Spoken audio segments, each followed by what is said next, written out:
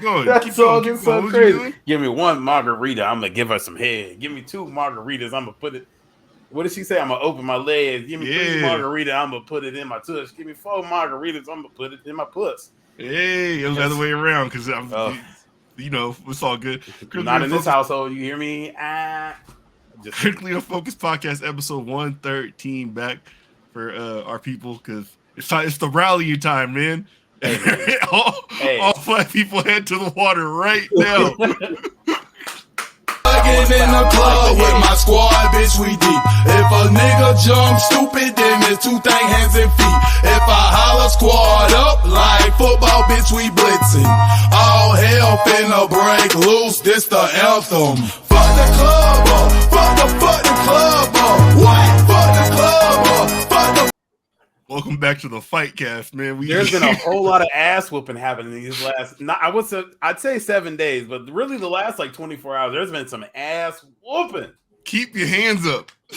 Good God. That's a fact. It's bad out here. Hey, let me tell y'all real quick though. I almost got into an ass whooping situation myself on Friday night. Uh-oh. So hear me out. And the more I've told this story, I feel like I should have been more aggressive in the situation. Okay. So if I get a little carried away, you know, keep me in check. Everybody's chest get bigger when the fight's over. You got to do a fake tough guy. That's crazy.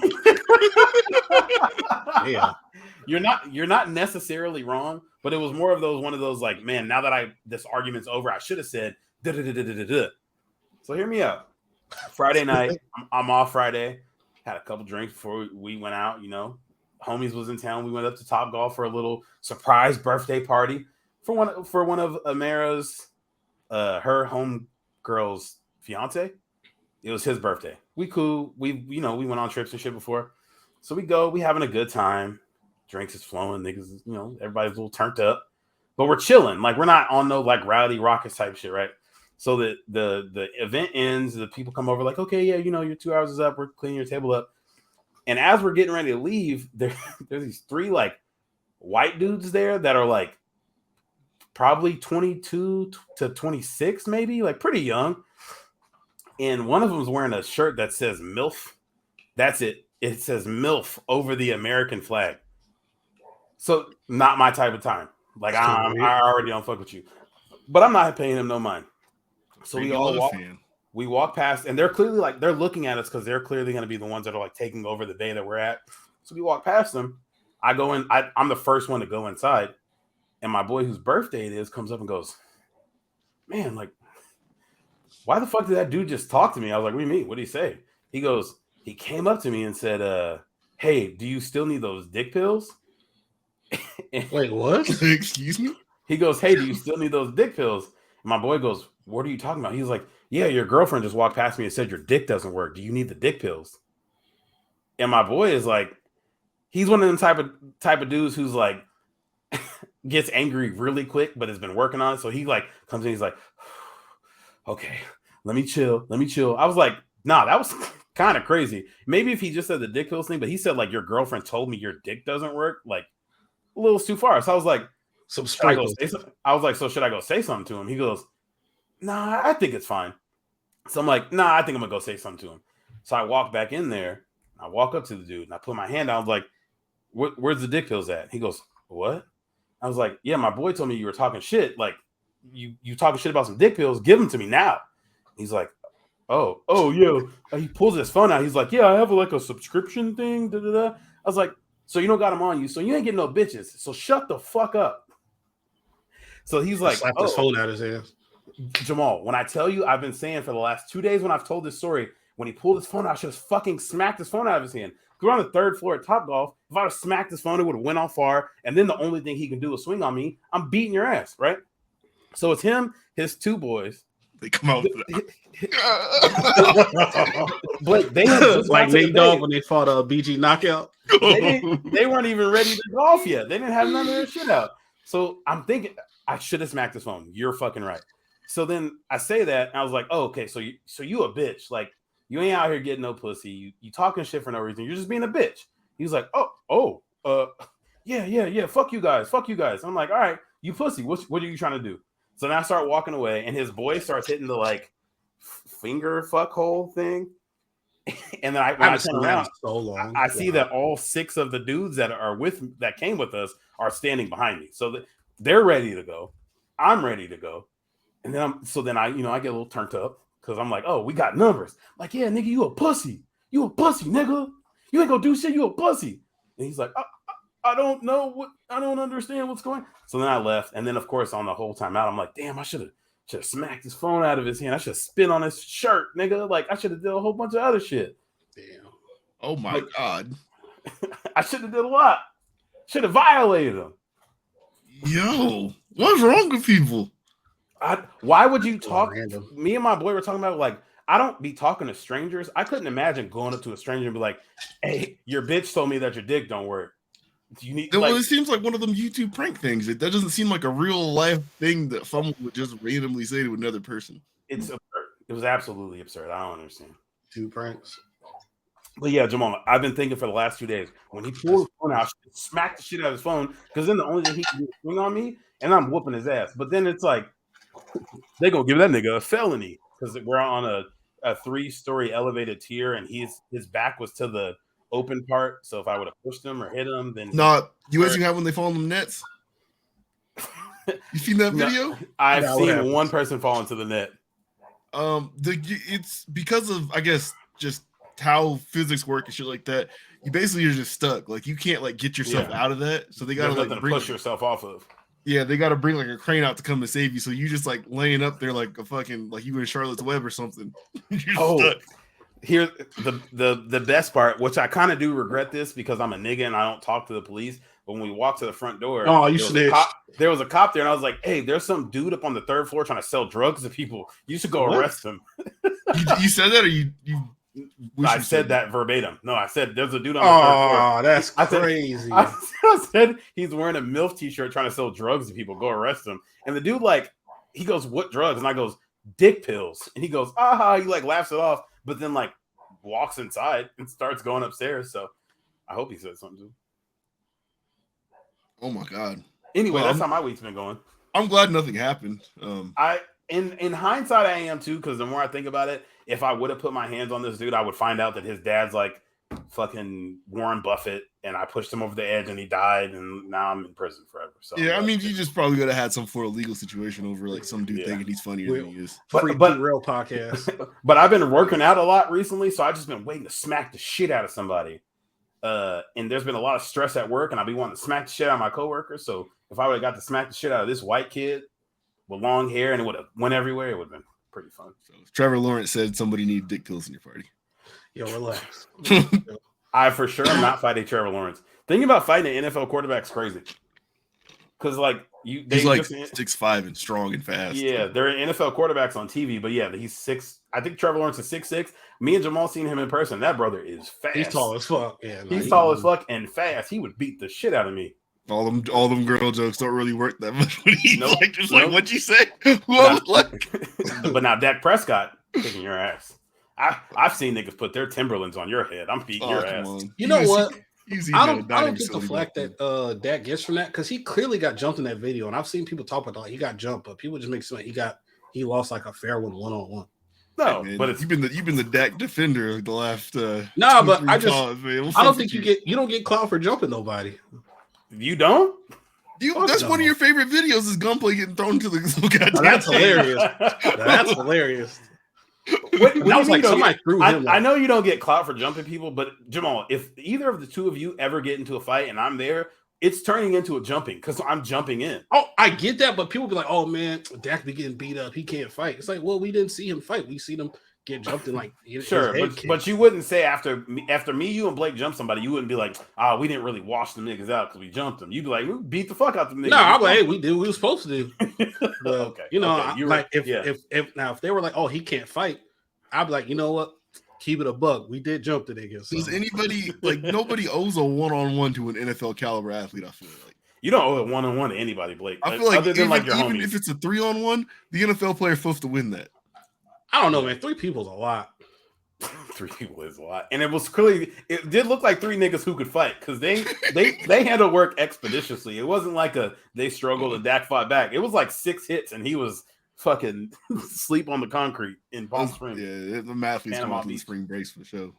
Yeah, there were definitely other niggas from Mississippi State or Ole Miss they who were on the team down there. Doug, my grades is bad, but I would have been right there with you. That's crazy. I can't believe that dude said that to your homie. I'm still taken aback because again, I can't like you'll like make a little joke to a stranger when it's like you're driving past them or like something like that, but I could never just imagine looking at another person like your dick doesn't work. Your bitch told me. Like, hey, y'all, I know y'all have been there. Y'all crazy. can relate as fellow black men. You've had a white person mistake you for somebody else, and like they genuinely thought you were that other person. But it's that thing where it's like we all look alike, and they only talk to 6 of us. So what if he really thought that was somebody he had a conversation with at Topgolf about that prior in the past? This was a white dude he was talking to. Okay. Yeah, I see the vision, but this was the white dude, and the fact that he doubled down on it when I walked up to him and said, "Where's the dick pills? You was talking shit, bitch. Where's the dick pills?" And he's like, "Oh." But the way he pulled his phone out, he was so serious. He was like, "Oh yeah, do you want a subscription?" Like, yeah, he tried to jokingly get out of it. Yeah. So you was with other white people and they sent you the black man on a crash out mission? They didn't send me, but they let you. No, there was 2 other black dudes there. Okay, that's crazy. Listen, Blake, of the six dudes that were there, only 2 of them were white. There was 2 black dudes, 2 Mexican dudes, and then 2 white dudes. I'm just saying, white people get to fight in bars and they don't go to jail. Like you wouldn't have fight, you'd have been. I would have been in prison. You're right. King County, yeah, you'd have been. My next episode would have sounded fucking crazy. But no, I asked him. I was like, should I go say anything? He said no, but I was like, I was feeling the type of way. I was in the mood. I was cruising for a bruising here. That better be the last time I hear something like that out of you. Don't do some shit like that. Oh, that's Blake, crazy. What do you mean? When we go to that Broncos game, we're squabbling. It's different. Well, we're a party of black men at that point. I'm saying you had white people with you. They got powers. They can walk through places and get in altercations and shit don't happen to them. Okay, that's facts. You're right. You're right. Okay, thank you for looking out for me, Blake. I appreciate it. You're right. Yeah. Right. Damn, we get locked up super quick.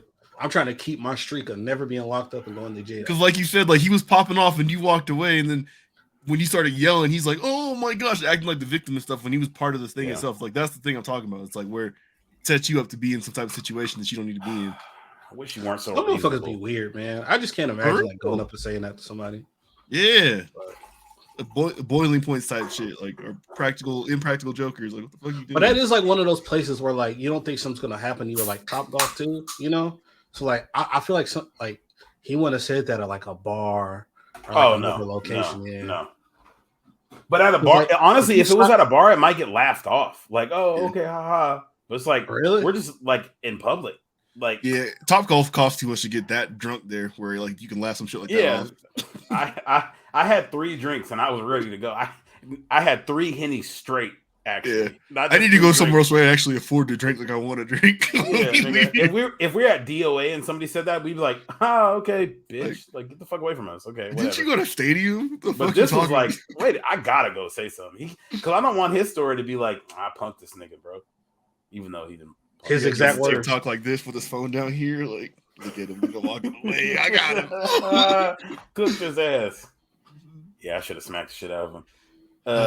But segue from that, I don't know if I want to talk about Terrence Crawford beating the dog shit out of Errol Spence last week after we recorded, or if we want to talk about the boat fight, because the boat fight is the best thing I've ever seen. Should we have just a fight segment where we hit all the fights and then get the non-fight shit out? Let's do a fight segment, Blake. Okay, so we're gonna here we go. So you didn't try that in a small town, but if you did, shit might have gotten bad for you. And I see you have it on here right here with the Jason Aldean song. So we can go into our country music segment that we're starting right here for the Quickly Unfocused podcast and start here. Is that song problematic to y'all? I haven't heard that song. I haven't heard the whole song, but the parts of the song that I've heard with the video that I've seen and the people that like it couldn't be more problematic. I don't give a fuck about any of them. It couldn't be more problematic, for one. And for two, what y'all don't be really on shit. That's it. That's all I'm gonna say. I think that what it to make the song problematic, it has to do with partially with our own biases, right? Because that's how we hear that it's a dog whistle within the song. Like we know who you're talking to. It puts that imagery inside our head. Like, have you seen the video? Yeah, with the flag and the stomp. Yeah, I got you. Yeah, and it's in front of the courthouse, a lynching site. They're showing the like BLM marches and all that. Like, look, keep it every courthouse in the South is a lynching site. It's not like. And we're talking about a nigga who wore blackface like 6 years ago. Keep it a buck. No, I'm thrilled. Like, yeah, he may be a problematic individual. I'm just saying, like, the same language that is used inside the song, though, it's shit that like we may say about our own neighborhoods, where it's like, don't bring that bullshit over here. Like, yo, like we don't play like that over here. Whatever that may be, right? There's also a lot of small towns throughout the South that are full of black people who will tell you the same things he's saying inside this song. Not that they're like conservative, liberal, or whatever it is like that. It's just like you might live about them. You might live in like, I don't know, some town of 2,500 people in Georgia, and it's like, yo, that shit that y'all do over there in Atlanta, don't think you can come over here and do that. Like, and that's a black person saying that in an all black town. It's like that's just some normal shit, you know? No, yeah, I know what you're saying. I think when you combine it with like who said it here, the imagery of the video, who likes the song, who the song is for, who likes the song, well, and who was for, yeah, those are things that make it, I think, problematic, automatically red flag from our perspective. Yes, but I don't know. It's like I thought it was interesting because, like I said, like the things that are said in this song are things that a lot of people feel about the neighborhoods, regardless of where they live. It's not a strange thing to think. I completely agree with you. Like, as someone who comes home listening to, like, after a long day at work and I'm playing King Von on the way home, talking about how I'm gonna kill niggas, I do also perk up when I'm in here playing the game and I see like a weird dude on my street just like walking around, looking at cars, like doing a bunch of weird shit. I'm gonna be like, yeah, nigga, get the fuck up out of here. And everybody would do that in their neighborhood because you don't want to see the people around you get fucked over. It's who said it and who he's talking about and who he's talking to. Because I feel like he's not saying like, hey, Tanner from fucking Louisville, why don't you try that shit over here? He's not like, saying no, nigga. Them either though. He said like, yo, you robbing old ladies and smashing car windows and shit like that. Nobody likes those people. Yeah, no, we all hate those people, which is why that's the defense that the people have is like, oh, okay, so you hate this song, so you agree with robbing old women who are selling fruit on the side of the street. Absolutely not. Just not him. We be seeing niggas get packed out for like doing the like beating up the street vendors and shit. Like, yeah, niggas will come and pack you out. Yeah. Well, nobody fucks with that.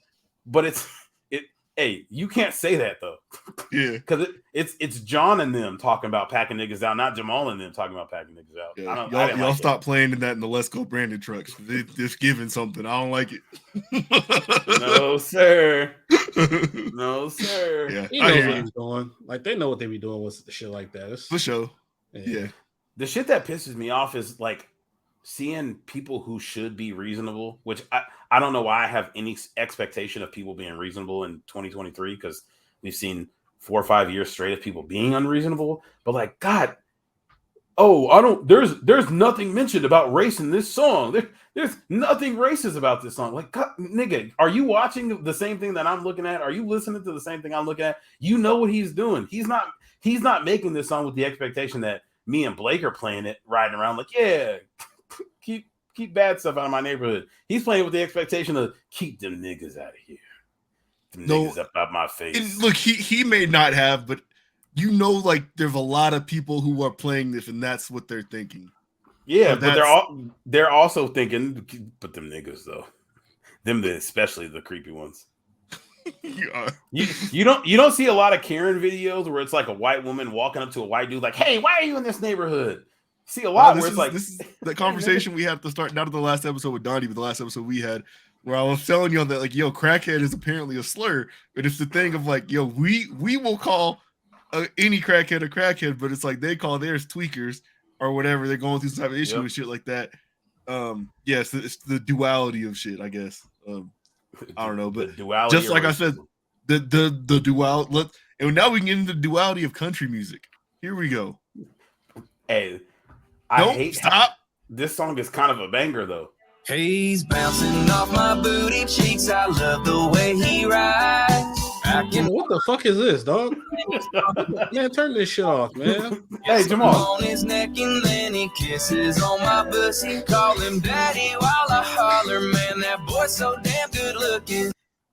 Man, what the fuck is this, man? What? He's bouncing on my booty cheeks. I love the way he rides. Yo, what the fuck? Dog, I thought I was drunk. I know I've been drinking, but god damn. That shit just sobered me up. I'm the two hottest songs in the country.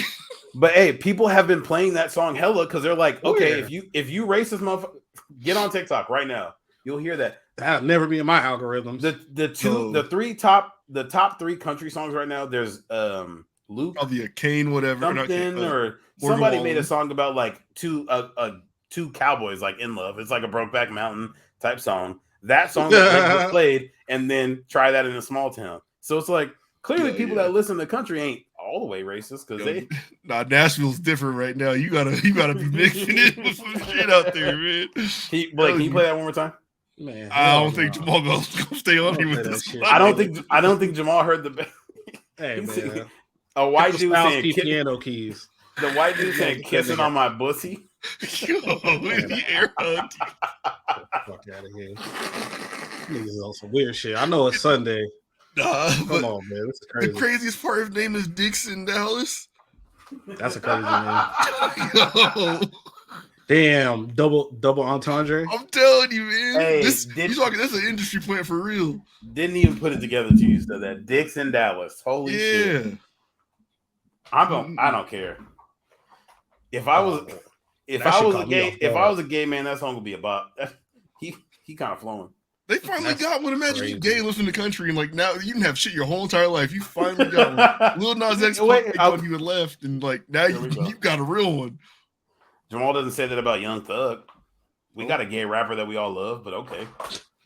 Man, keep that shit, man. It is what it is. You know Young Thug is in jail, busting shit down right now. Man, I don't know what Thug doing. Free Thug.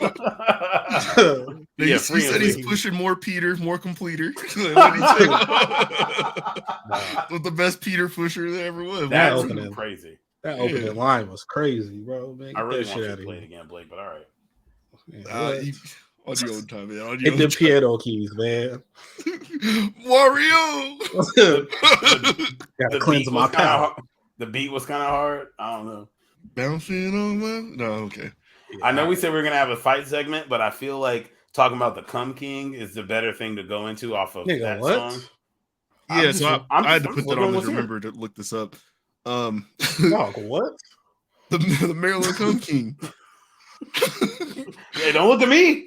So I just work here. From this so I can read this. Yeah, I just work here. Nigga. Either way, do y'all know anybody who's ever donated to a sperm bank? No, but I think about it regularly. Every time I beat my... You did it? No, I'm lying. Okay. I was going to say, every time I beat my dick, I'm like, damn, I should give this to the bitches.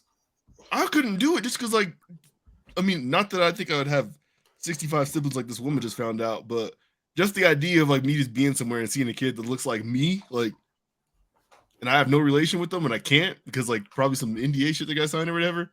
Have you ever seen an adult that looks like you? Brandon Brown, or who's the cornerback for the Seahawks? That nigga's in jail, bro. He got locked up. That's for nothing. Brandon Browner. I'm thinking of what was the nigga that played basketball for the Spurs? You're thinking of DeWan Blair. All right, now fuck y'all. Hold on. Like, well, I'm saying you didn't see DeWan Blair and you were like, God damn, I should never beat my dick again. So like, no, I didn't. What kid version? Hey, yo, what? Fuck Tyrell? You good? You wouldn't see a kid and be like, oh shit, that's gotta be me. You'd be like, that's a nigga that kind of looked like me. Like, what do you mean? If I knew I did this though, and like, let's say I was like, I went to like Renton to the sperm bank in Renton or something, and I'm out there at some shit in Renton, and I see like a kid look like me. I'm like, yo, what the fuck? So if you're telling me that if you went to a sperm bank and you went to a sperm bank in like Texas, and then you seen DeWan Blair walking around Dallas, you'd be like, God damn, because that nigga looks like you. All right, call me crazy, whatever. No. There's a part you're missing of the different emotions you have when it's a kid. Like but you don't know that kid someday. That's just a random kid. Unless it looks exactly like your daughter, you're not gonna be like, oh shit, that's me, nigga. Dog. I'm telling you, this will make sense to you one day. I'll promise you. All right. if my kid comes out looking like my wife, it's not going to make any sense because it doesn't. Very look like strange. yeah, that baby don't look like me. Hey, I did see one of the homies sent me a video today of a deadbeat dad or like a woman's talking to her kid, and the kid's like, "What's my dad's name? Like, do I have a dad?" And the mom goes, he goes, "What's my dad's name?" He goes, "Tyrell." And I'm like, "Wait a goddamn minute, hold on. Let me look at this thing. Let me zoom in a little bit." And then I started listening to "That Baby Don't Look Like Me. That baby don't look like me." All right. So either way, this lady in Maryland, she found out that she has 65 siblings, some of who she met in person, because she's from a sperm bank. But how did she meet them in person? 23andMe. Why would you do 23andMe when you know that like your family's not your family for real like that?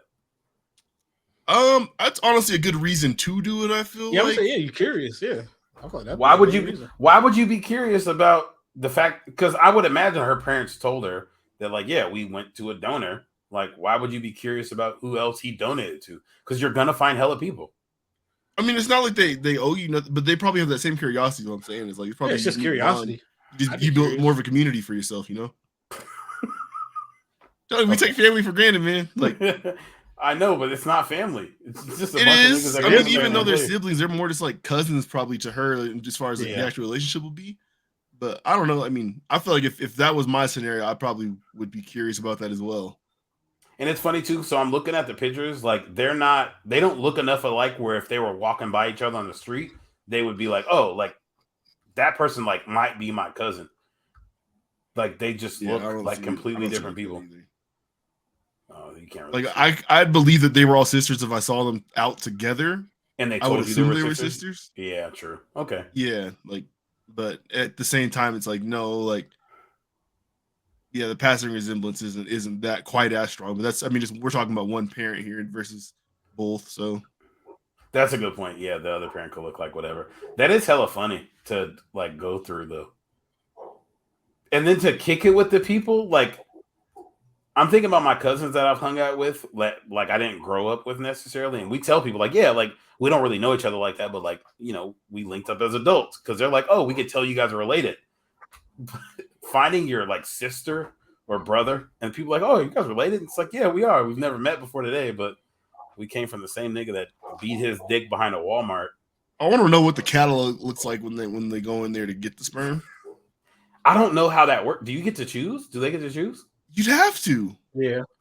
I think you're gonna fuck a lot of people up. You accidentally send them home and they got like a black baby inside them. They didn't know it. Like I've seen that they have like a little book where it's like this person is black or white. They say their race, they say their age, like what their background is, but I don't think they show you a picture because they don't. I don't think they want you to know.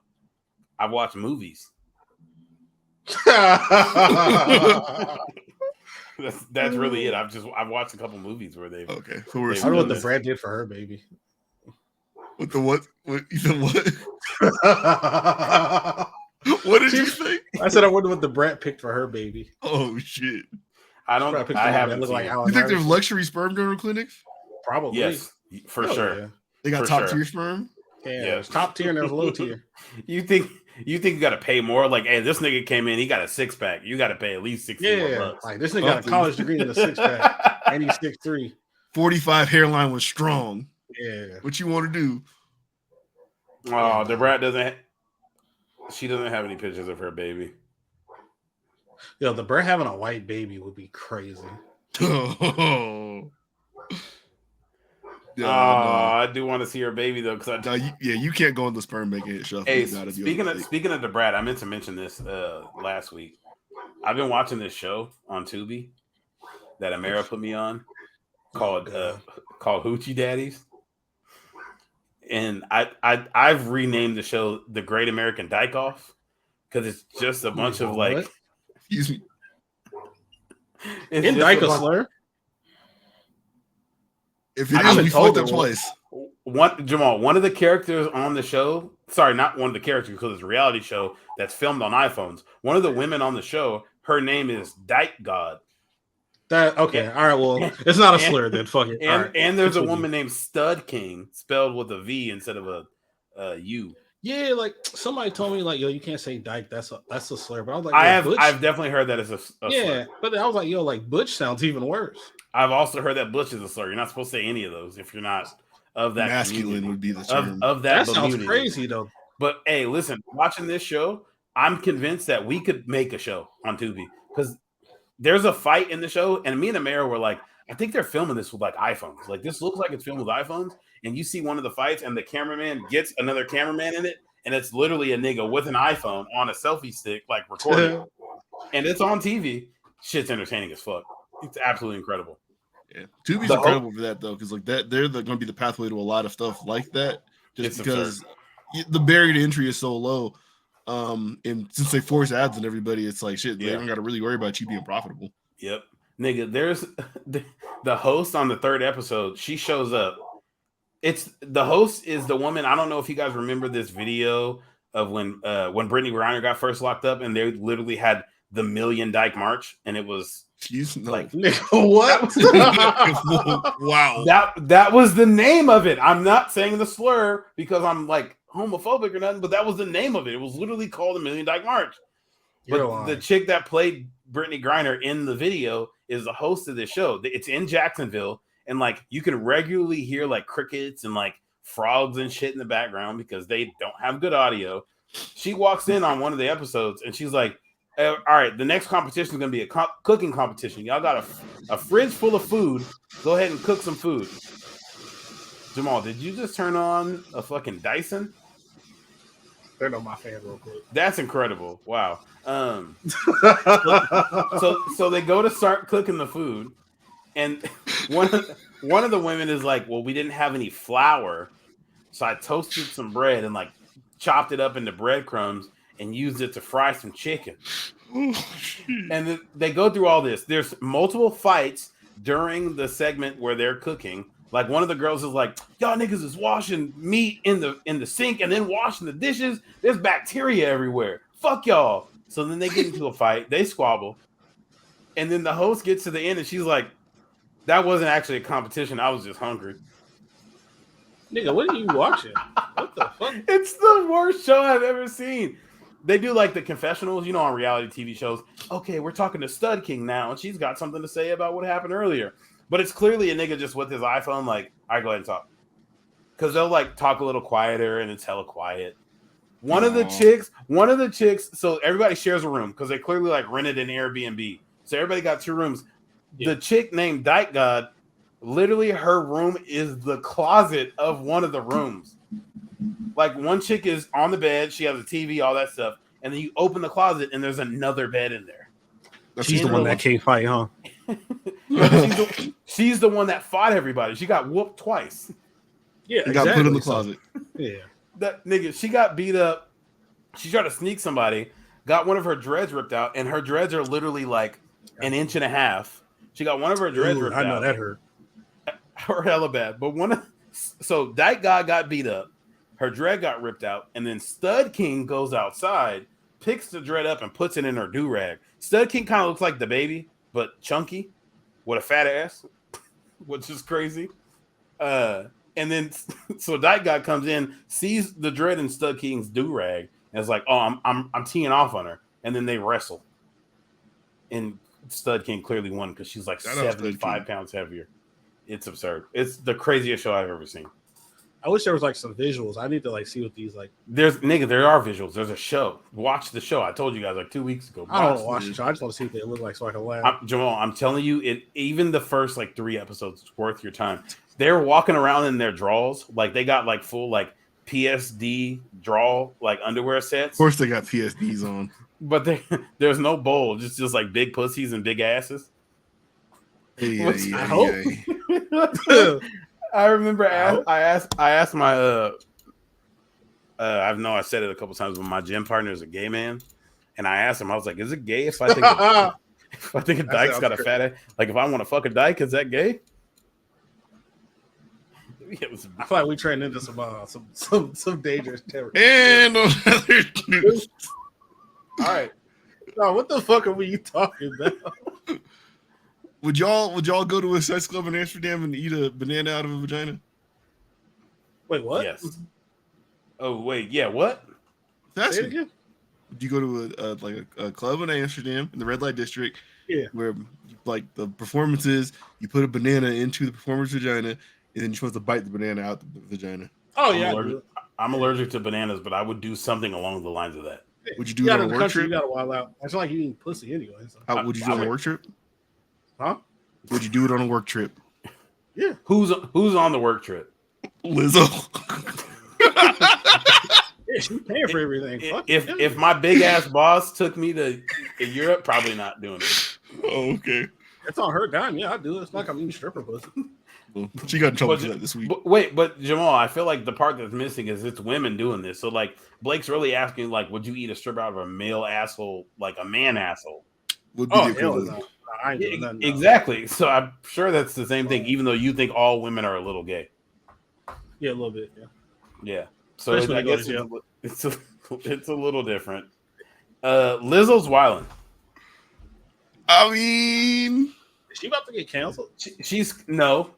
I feel like her dance instructor did worse than she did. For sure. Lizzo just sounds like she might be a little hard to work with, but I've been thinking about this, and I know like some of the stuff she did was like, damn, bitch, you're kind of tripping. Like, I wouldn't want to work. She for seems you. like a bit of an overbearing boss. That's all. But it doesn't sound much different from like most celebrities and what they do. The eating the banana out of the pussy thing was crazy. She also made them like grope other like she made them grope strippers or like grope each other. They were at a club in the red light district in Amsterdam where the whole entire theme was eating bananas out of vaginas. Yeah. What the fuck do you think he's gonna do when he went in there? But I think why did you go? All the women said that they were like, well, I didn't have a choice. Like she was telling us like, hey, this is what we're doing tonight. It's not like an invitation. It's like for work, here's what you're doing, and they were going. I got nothing for him. Stop being a fucking coward. Did Lizzo hold your passport? If so, report it for human trafficking. Because if not, you could have stayed you out from the hotel room. That's crazy. You're a fucking dancer. Find another job. Dance on the street. Blake, dance on TikTok. One of the claims is kidnapping. Because one of the girls said she like recorded a conversation and then Lizzo found out about it and she came up to her like cracking her knuckles like, you're so fucking lucky. You're so fucking lucky. And then they locked all charge. Complaint. Sorry. All right. Okay. Well, they're suing her. Complaint of kidnapping. They're suing her, so I don't know if it's a complaint or a charge. I don't know. But she came up to her cracking her knuckles and was like, they locked all the dancers in a room until the girl deleted all the audio clips that they had. I mean, that's a little bit further than like a fucked up boss. That's kind of crazy. Go to the police. She's not that popping. People don't fuck with her. Like, she got 3 songs. Like, go to the police. She is that popping. She's a big deal, bro. She's big.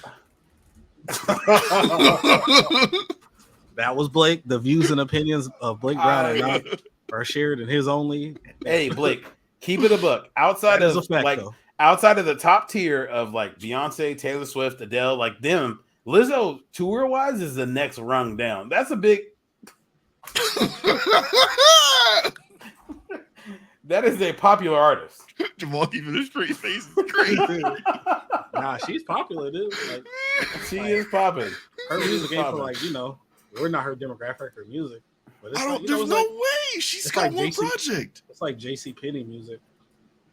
What I don't like is the fact that people are using this to be like, see, this is why I don't like fat black women. Like people are leaning too. That's crazy. People are leaning People are leaning too hard into it, and I don't like it. Like, people already didn't like Lizzo, and I think the main reason they didn't like her is because she's a big black woman. So I now think having her ass out the Lakers game probably did it for me. But then she seems kind of corny. Having her ass out at the Lakers game was the point where I was like, not fucking with you anymore. But I didn't hate her. But I do feel like a lot of people. A lot of ass. People. That's a lot of ass. And not a lot of ass that I want. Oh, okay. I'm gonna say niggas hate ass now. Okay. It was a ginormous. It's gotta be proportionate. Like, on the seat. Yeah, that was kind of wild. It's like if you had a plate full of French fries from Golden Corral, like they probably suck, but you got a lot of fries. All I'm saying is like Five Guys. Five Guys they give you hella fries. Those are just in the bag. Yeah. All I'm saying is you can shit on Lizzo for doing this and some of the other weird shit she'd be doing, but don't take that shit out on other people, which is what I've been seeing on the interwebs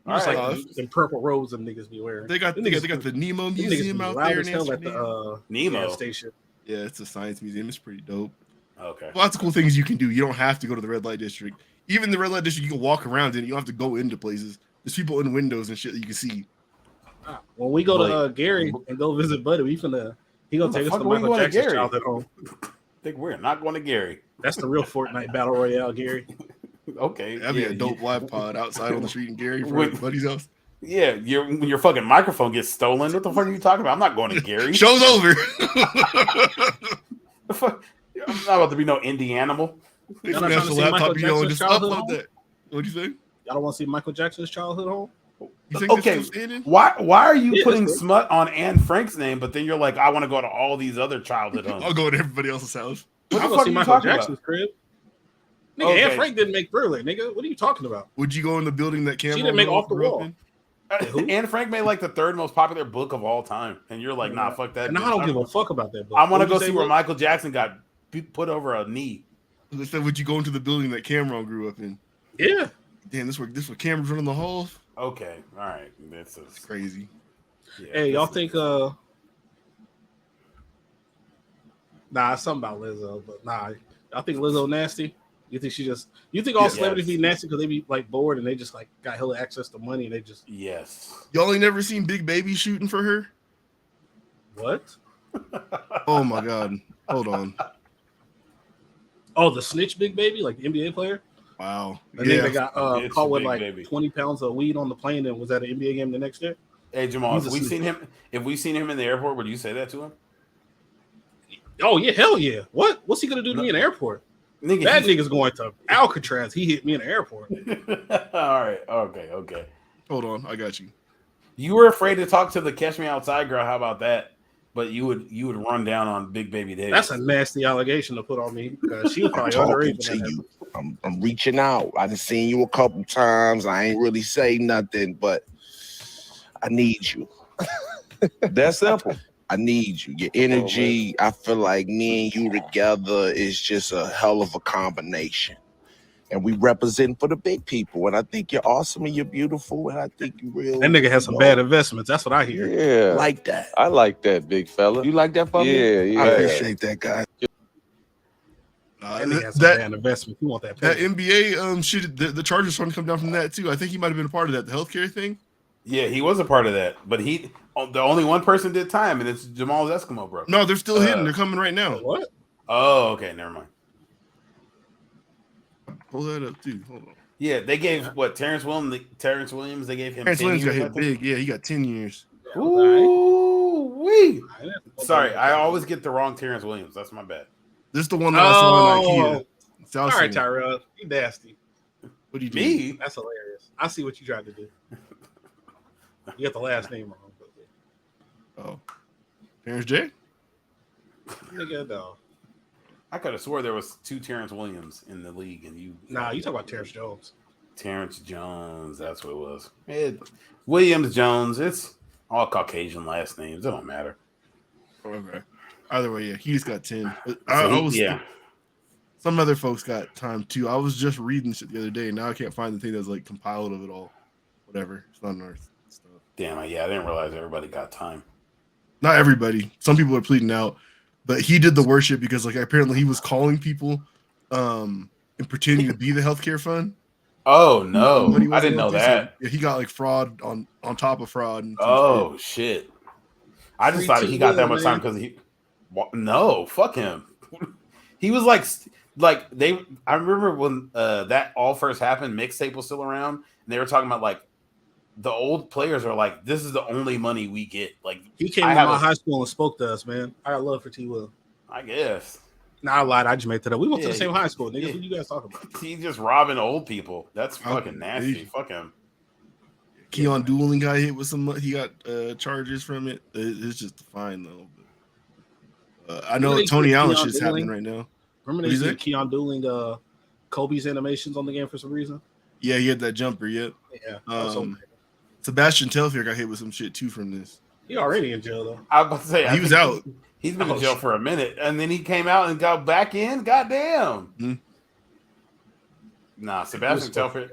Sebastian Telfair is like because he's in jail. He's like, yeah, man, back in 03, like it was me, LeBron, and like that was it.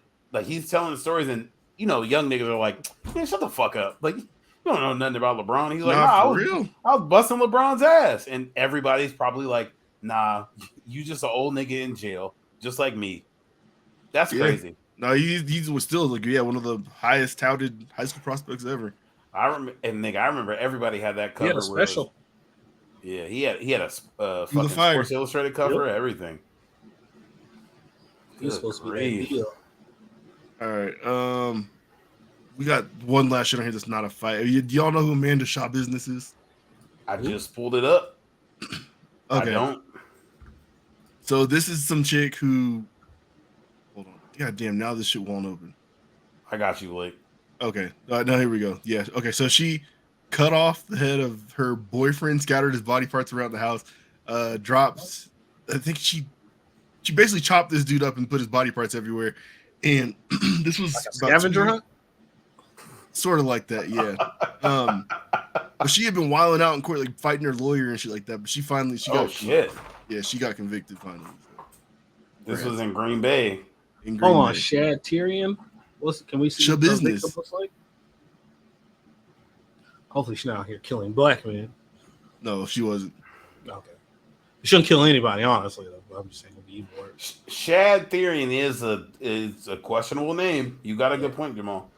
Yeah, she got convicted of there's only 52 homicide, black people in Green Bay, and all of them played the Packers. 3rd-degree sexual abuse and mutilating a corpse. Oh my god.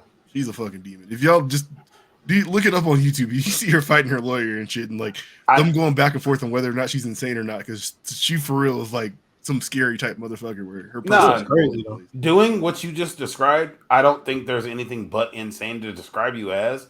I don't think you should get no like plea deal because you're insane. But you walk in the court smiling, you beat your lawyer up after you've cut up and like dispersed your boyfriend's body. That's crazy. And look at the cosplay behind her. He looked terrified too. This motherfucker looked I just had to tie this bitch down. There's something like I know men kill women far more frequently the other way around, but there's something like especially insidious when you hear about like when women do decide to kill men because it'd be fucked up. Yeah, she cut him up and put his body over the crib. Like, I wonder what he did. Like, did he really deserve that? Or like, what did he do to make this bitch? Could anybody deserve that?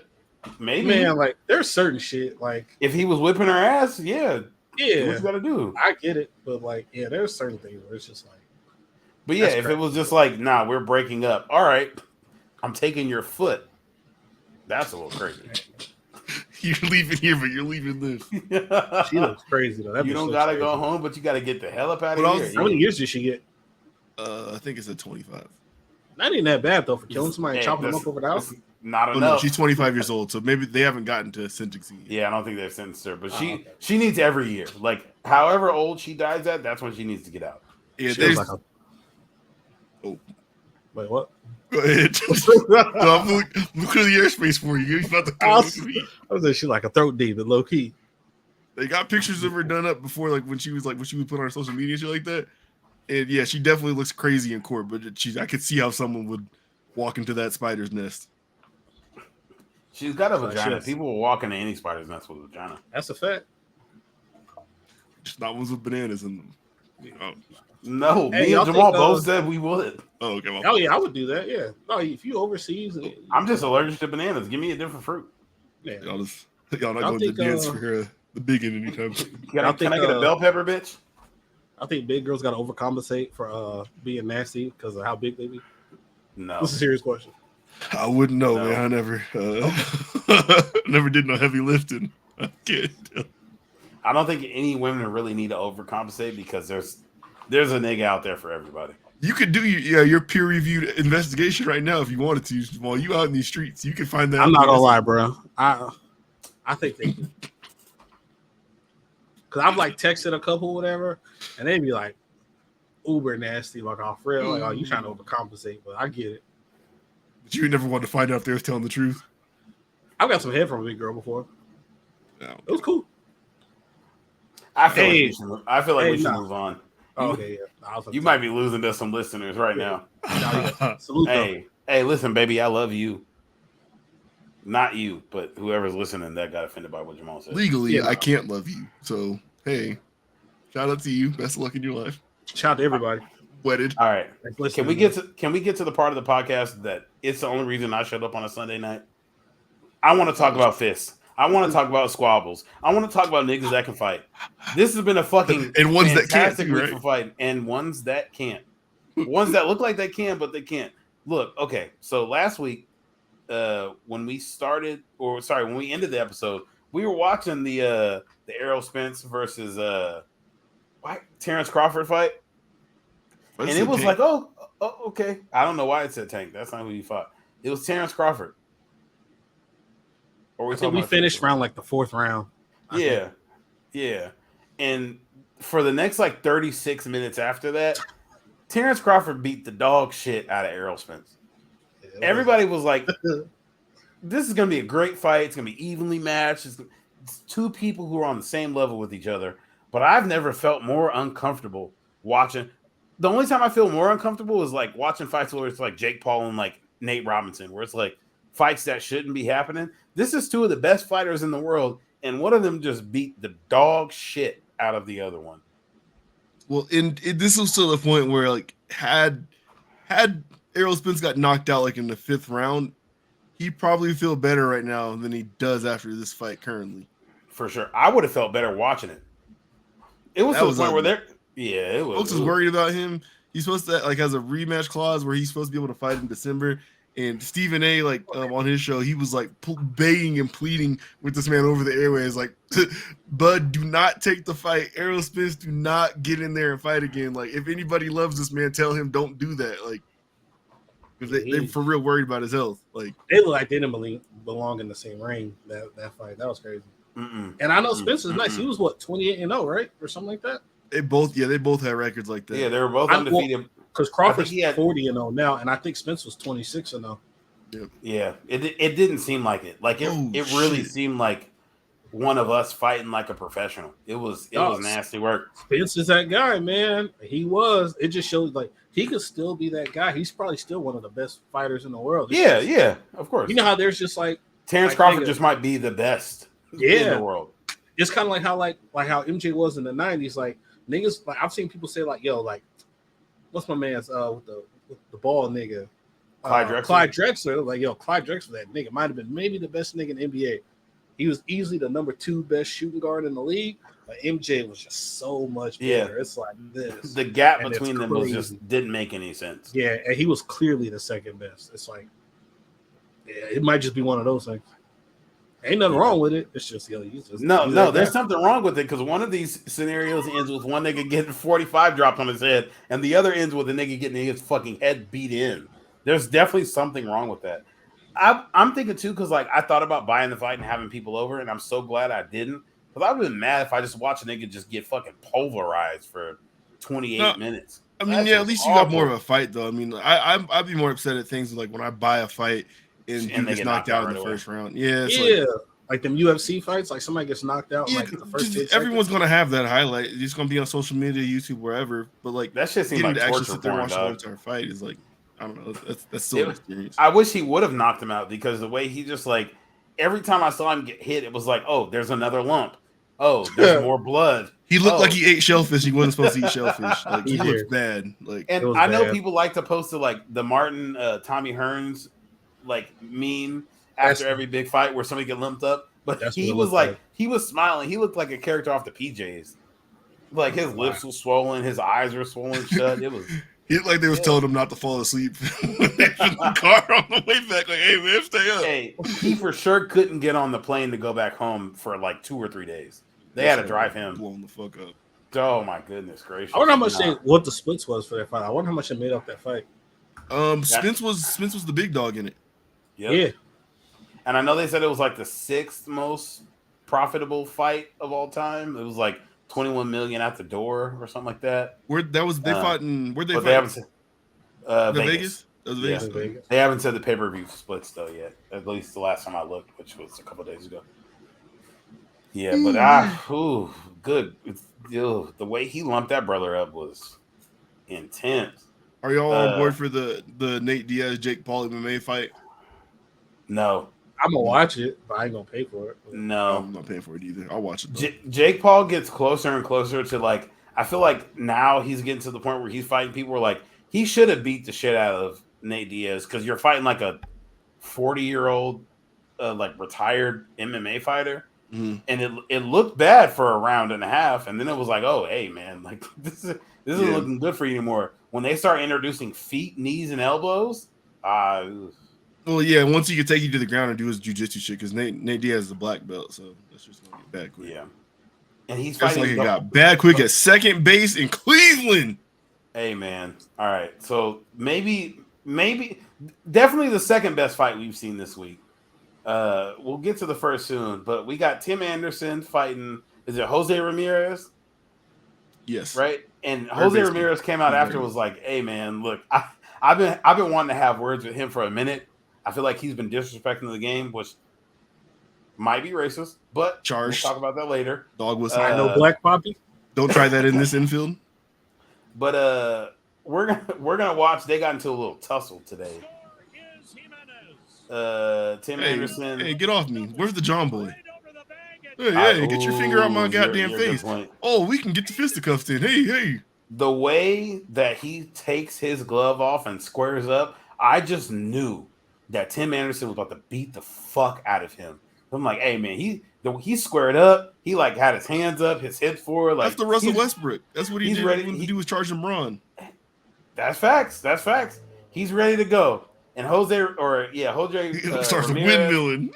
He starts windmilling, and boy, did that windmill connect. He hit Tim Anderson in the off switch. And then I didn't even peep this. It was a blind immediately gets put in the chokehold. The pitcher immediately puts him in the chokehold. But Tim Anderson is sleep. The pitcher don't want none either. He's like, get the fuck away from me, you dangerous ass. Brother. The fact that you took your glove off first and you like he pulled his pants up too. Yeah, nigga, what up? Yeah, nigga, what up? Bow! And you get put to sleep. And then they got the video. I gotta look for it. Where he's getting like they gotta like carry him off the field. Yep. He was wobbly. Like he can't walk straight. It wasn't like I slipped. It was like, and I know Tim Anderson is like big out in the Boys and Girls Clubs out there in Chicago and all that shit. It's gonna be tough. Kids don't care. Kids don't care. He gotta get another fight and prove himself, bro. This is the only way. He definitely gotta pick another. I'm not gonna lie, like I rarely watch baseball. I'm like, I like Tim Anderson because he's black, obviously. So like, he's one of my favorites. But he's American black too. Yeah, exactly. He's a nigga like me. But it's like he just got slept. And he plays in Chicago. It makes it look cool. Southside. Even his square up was nasty. When he squared up, I'm like, oh, he's about to go bad on this nigga, bro. Shohei above him in my player ranking now. Hey, I'm waiting for Shohei to fight somebody because he's gonna hit somebody with a fucking kick to the roundhouse kick. We need the audio drop of Franklin's uncle. Yeah, teach a nigga how to squabble next time you get the trigger. He got. Oh my god. Oh. I think my biggest fear is getting knocked out. I know there's lots of baseball. If somebody recording it, that's my biggest fear. All the lights on you, 4K. And hold on, let me look. Could you imagine? So this tweet that I'm watching right now has 200,000 views, and this is like I had to scroll down because I wanted this specific view.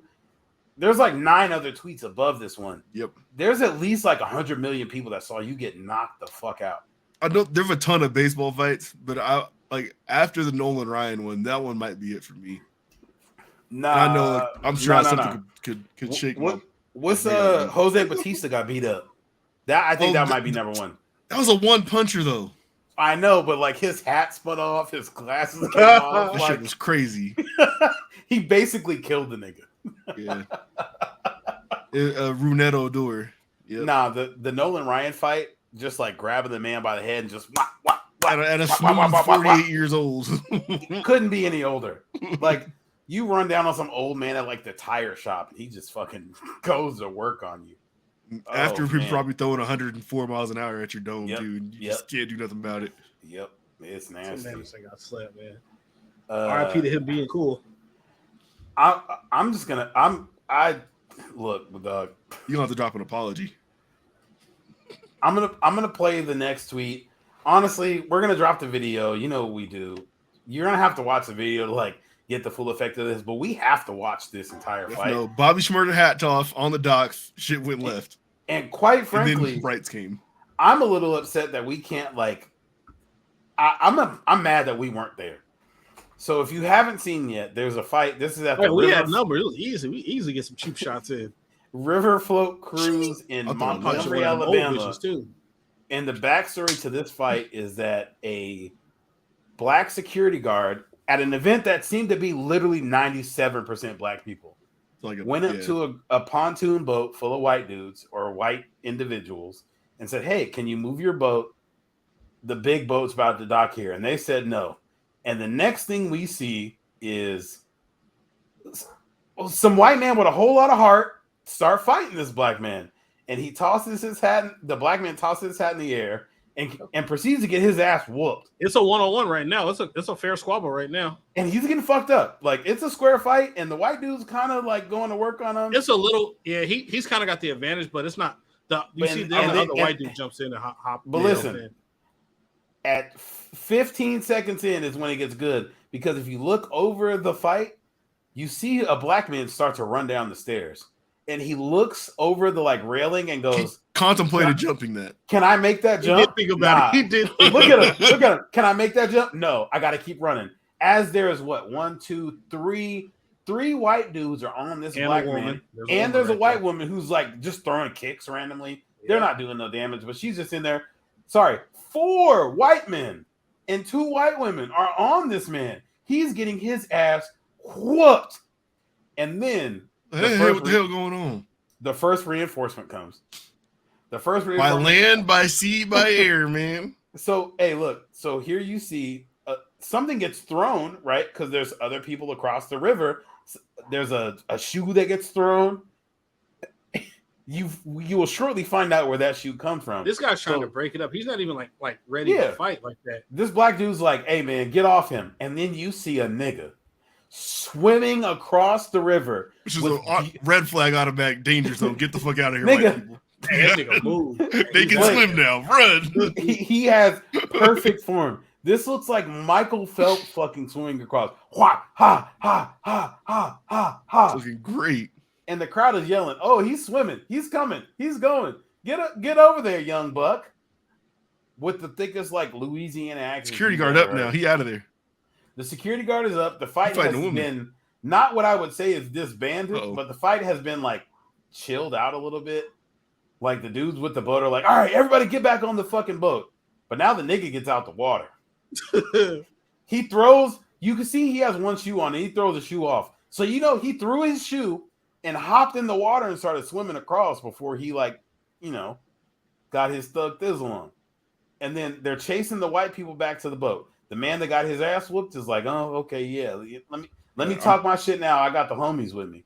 They had like the white people had a family outing at the same dock where it was like a Divine Nine convention or something going on. Like we was fucking deep. Like I'm actually impressed by how many niggas were there and that we beat up the white people. I'm tired of us fighting each other. This is what we need to do. So then in the second video, you see this big ass like Ozark type casino boat, and you see a bunch of niggas run off with no shirts on.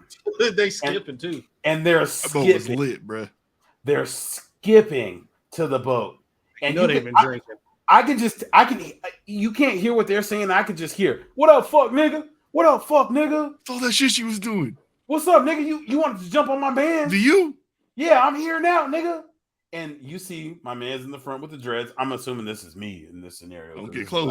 Don't get close. He fucked up. He's yelling at the boat. Bow! Cracked his ass. And in the video, I can't play the audio because I don't want us to get no type of nothing. But the hit sound like cat. Like that shit hurt. Oh shit! I didn't mean. He caught him. He caught him with a good one. He hit him with the bow with the left, the offhand, and now niggas is squabbling. And then Daddy hit right next to you. It hit different. And then you see more niggas turning up. There's niggas in church. There's niggas with no shirts. There's niggas with tank tops. There's niggas in uniform. It's about to get nasty. They pulling the boat apart. Women is getting whooped now. A woman's whooping a woman. That dude up. God damn. Look, hold on. But wait, look at little mama in the blue dress. She jumps off like, I'm gonna fucking Michelle's not getting whooped on my watch. She throws one punch and immediately whop, whop, she's on the ground.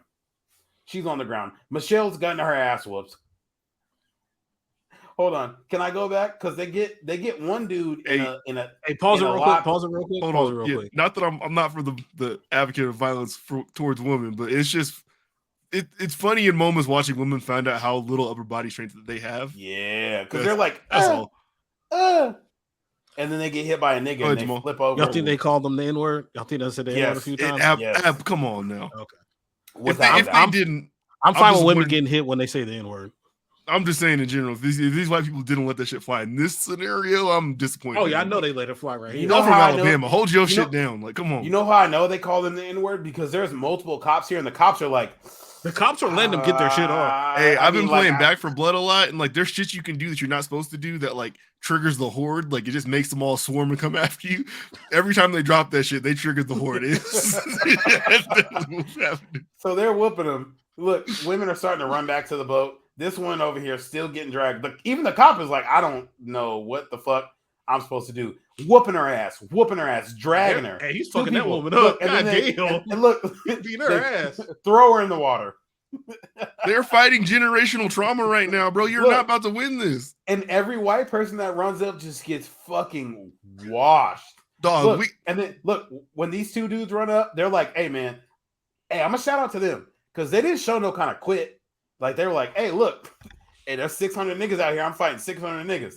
And they ran up and they threw their arms up. They said, what up, man? What up? Come on. They got them off their women. And all the niggas said, excuse me. Bop! Shit, he punched cracked them. They whooping them. Look. This is tough. This is like the first time. He that woman. Jesus Christ. And then the woman runs up. She runs up and runs into a fucking right cross. She ran up and immediately get wow. You know she got a concussion. Somebody has now jumped in the water. Because somebody jumped in the water because they were like, safety. The only two options are get my ass whooped or swim. But they can swim. They can swim, but they've gotten their ass whooped for 17 minutes now. No, I'm saying we can swim. Oh, okay, yeah. Niggas are like sharks. Prove that already. That's how we showed up. Right. And then maybe the best video of all. Easily the best. So the cops have started arresting people. It's been broken up, but there are more niggas. And there are more white people. He's trying to take a cheap the boat is called the Harriet. And then he tried to steal one off. Look, and he's about to get his eyes gouged out. He's about to gouge his fucking eyes out, dog. What is going on? The boat is called the Harriet too. We had superpowers. Look, you see my dog, my uncle. He got his Q sweatshirt on. Look, he was out there. Divine Nine was out there. He was out there barking. And he's like, look, whop, whop. The woman comes in because every woman in this video, shout out to every single woman in this video, white or black, they saw their man getting beat up and they were like, no, I have to go help. Like all the white women that got beat up were like, well, shit, Dan's getting his ass whooped. I got to go throw some punches. The black women are like, well, shit, Tyrell's getting his ass whooped. I got to go run up. Look at this woman right here in the white. Whop, whop, whop, whop. Hit her 6, 7, 8 times. Ooh. They're getting them to the ground fast, too. They are beating the fuck out of her. Out. Then look, yo, that nigga was the chair, bro. He get the chair. Look, they hit my nigga, and what does he do? He jumps onto the boat, tries to run away, and they're just cracking him with the chair. Bow. Yo, he hit that nigga 4 times with a fucking chair. Look, hey, he finna crack this bitch with the chair. Bam! Fuck that bitch, nigga. Look. This woman is about to fall into the water. She lost her wig. She is surrounded by 9 people, and he comes in and goes, "Bow, chair to the head." the cops who have done nothing so far, like, hey man, enough is enough. Hey, I see this tweet. They black man. Cops was like, hey, let's get that shit off a little bit, man. We owe something in this state. Somebody on Twitter said the cops was letting them get busy too, and here come mans with the chair. The cops was like, all right, and then it SpongeBob writing on a note, and then it says a little too niggery. Doug, I'm gonna play this one more time. You can see the employees are like, "Oh shit, he's about to hit it with the chair." Yo, he hit that bitch with the chair. Hey, I missed it. I was laughing. Yo, hold on. Okay, I got you. Whop. This was owed, man. Look, her neck compressed. They gotta pay. Done. He definitely got locked up. And then in the audio of the video, that's when he goes, "Oh, they got him. They're gonna hit him with a felony." You just hit a white woman in the head with a fucking plastic chair. Oh, they kind of going crazy on my mans now. Let him go. They are doing a lot. What is she doing? Hey, Look, the fuck's wrong with you? The white woman runs up. She has something to say to the cops, and the cops say, "Get the fuck out of here." Oh, thank you so much. It does seem like a lot of these cops are black though, because I feel like there was some white cops where they definitely would have shot one of these niggas already. No, but there's one right there. He got his taser out. No, I'm saying the white cop come up, and then that's when they hit him with. He outnumbered though, so he can't wild out. He had the 100 clip ready. Look at the nigga from 90 Day Fiance. Nigga got the steroid belly trying to fight somebody. Because he definitely wanted to shoot one of them niggas. But look, hold on. My man's right here is the person who's like choking niggas out and like gouging eyes out. He's just got his hands on his hip like, you niggas are stripping. You niggas are going crazy. There was 17 fights happening at the same time. Nah, man, this is some beautiful shit, man. I love seeing black people come together and help other black people out. Because, bro, like, they tried to jump that black security guard or whatever the dude that was running the boat. That looked crazy. Because, you know, like, people be feeling tough when they got numbers over people. 3 white dudes attacking 1 black dude. So it's beautiful to see 1 black man. This nigga's like, you know what? I can't stand to see this. I'm going to swim across this lake to help this nigga fight. That nigga picked the worst boat to get into a fight next to. Yeah, no, they definitely across. The fact that a nigga swam to come and beat your ass, you know you're in trouble. That was some beautiful shit. You know if they have the GoFundMe's for any of these niggas, let me know. I just got paid a few days ago and I had hella overtime on this check. I'm willing to throw some money down. What's some money? How much? It is what it is. Let me know. I'll spread it out evenly. Pause. It's also hella funny that 2 boats full of white people pulled up to this all black event because this event is clearly all black. It's a lot of niggas over there. There's no other white. The only white people there are getting their ass beat. Like, this is an all black event, and they were like, "Whoa, shit, y'all trying to go down to the river float today?" Hey, so let me ask y'all a question. If y'all let's say you're on the reinforcement boat, and you on there and you happen to have like Tyrell, your party you went to talk about, you got some of your white friends with you on that boat with all the black people. You telling them to stay on the boat for their own safety? Yes. Oh yeah, you have to. Like, hey, do not come out here because if a random nigga hits you, hey, look, I can't fight all these niggas by myself. I'm gonna tell you, our boy Casey sent us this video first thing this morning. Shout out Casey from Flawless Logic. Go listen to that podcast. He said, "Look, the good guys aren't looking at me like the good guy. I'm just gonna jump in the water and tread water." Yeah, I just start swimming somewhere else. Just leave. Yeah, because I might look at him and be like, "Oh shit, another white man!" Bow, I'm cracking his shit. Yeah, that's true because they all go look the same. Like, yo, was he with them or not? Sorry, I just got caught into a blur, a rage. Hey, if you think about like when you go to the Y and you play like shirts versus skins, you're not even looking at the face of the person. You're like, "Oh, I see a nigga with no shirt on. This is on my team, right?" Wow. If it's niggas versus whites, it's like, I didn't even see your face. I just saw white skin and I started swinging. I'm gonna tell my wife to jump in the fucking water. Good grief. I'm just happy to see us get on the scoreboard in that state. You know, they you look at the all-time record for mob racial violence in that state. We're down bad. So to see us climb back, to fight back, start making some progress, like, it's time.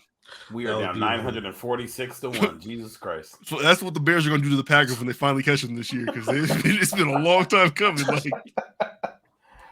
oh, that nigga's really. Those are some beautiful chair shots. Those are like 2001 WWF chair shots. The fact that the nigga with the chair was like, "Who am I? Here, bow! I'm hitting you. Here, he bow!" like straight over the head with the shit too. That shit was crazy. That shit looked like an animation. That's some shit that Mankind used to take. What was that WrestleMania when The Rock, the I Quit match or whatever? Oh my god, that shit was crazy. He had him handcuffed. I could not imagine getting hit in the head with a chair during a fight.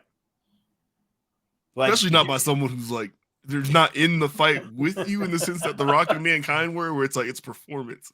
Like, no, he's really trying to fuck you up. Like, bro, I remember, man, this was way back in the day. It's a guy we all know. I remember we was at a party, right? We was at a party in Federal Way, and it's just like a sausage fest. We was at a party at Federal Way sausage fest, right? So it's like, I'm like, man, I'm not feeling this.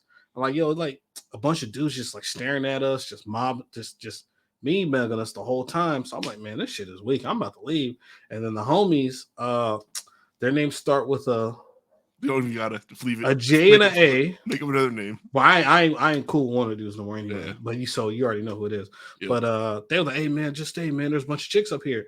But like, bro, wasn't even that many chicks up there. It was like maybe like 10 women and like 45 dudes. So the numbers is crazy. So you know how like when you go to stuff like that, it's like all the cute ass girls just getting hounded. Like it's like a competition. It's like fucking Ultimate Ninja Warrior competition. That shit. Yeah, it's ridiculous. A Royal Rumble. So it's like, man, fuck it. So I'm like, I'm leaving. They're like, yo, man, I'm about to dip, man.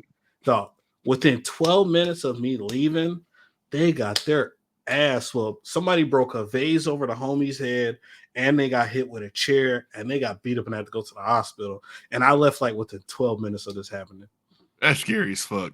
Yeah, I'm so glad I lived. I was telling them, I'm like, bro, like, this is bad vibes, man. But they was like, nah, the homie they said like they broke a vase over the homie's head, and then somebody got hit with a chair, and they just got jumped.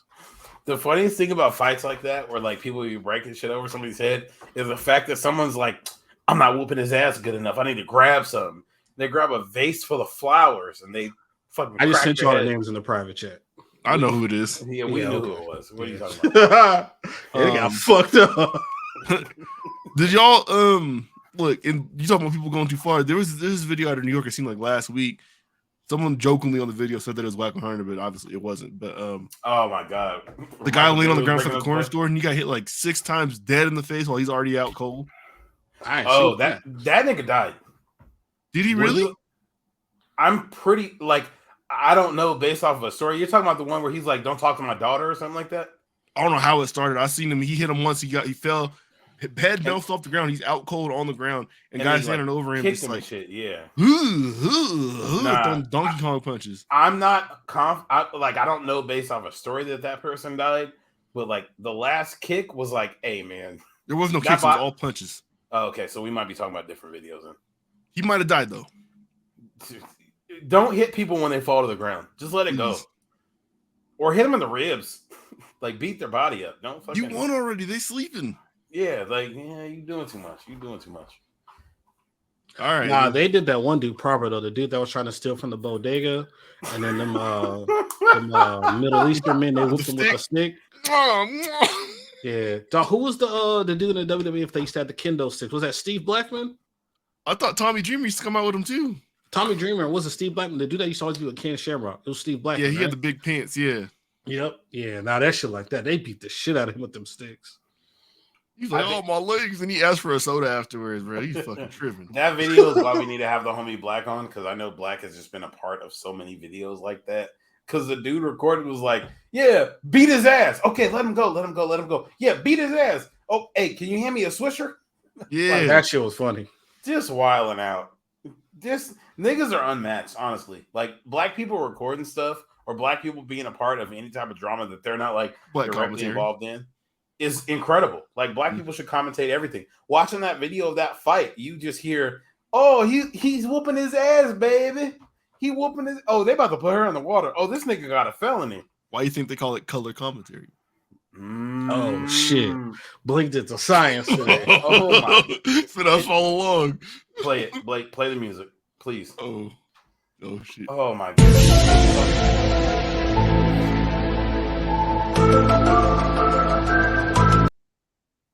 Good grief! Science. All right. As far as people going too far, have y'all seen this Claressa Shields and Keith Thurman stuff? Nah. Yeah.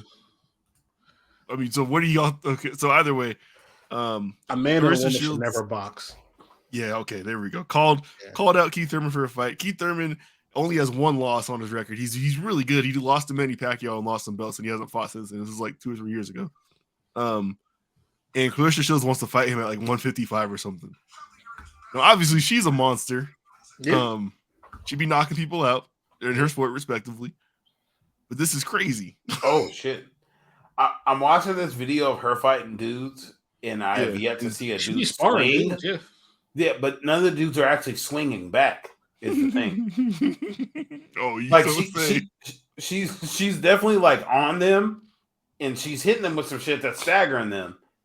But none of the not like are going actually, back at her like that. No, none of. And when they're throwing punches, it is like a sparring jab where it's like, okay, I'm not. And she got some power behind her. Yeah, bro, she need to be trying to fight that one chick, the champion, Alicia Baumgartner. Yeah, men and women should never fight. There should be no mixed gender. Oh, I didn't see the niggas. Oh, they're trying to do it for charity now. Keith Thurman's talking about you wear bigger gloves, she can wear smaller gloves. He let her wear headgear and all that stuff because he doesn't really want to punch a woman in the face. But like, what are we even doing? Exactly. But she said, like, for charity raising money, you can definitely do it. She said, I'll come in at 162.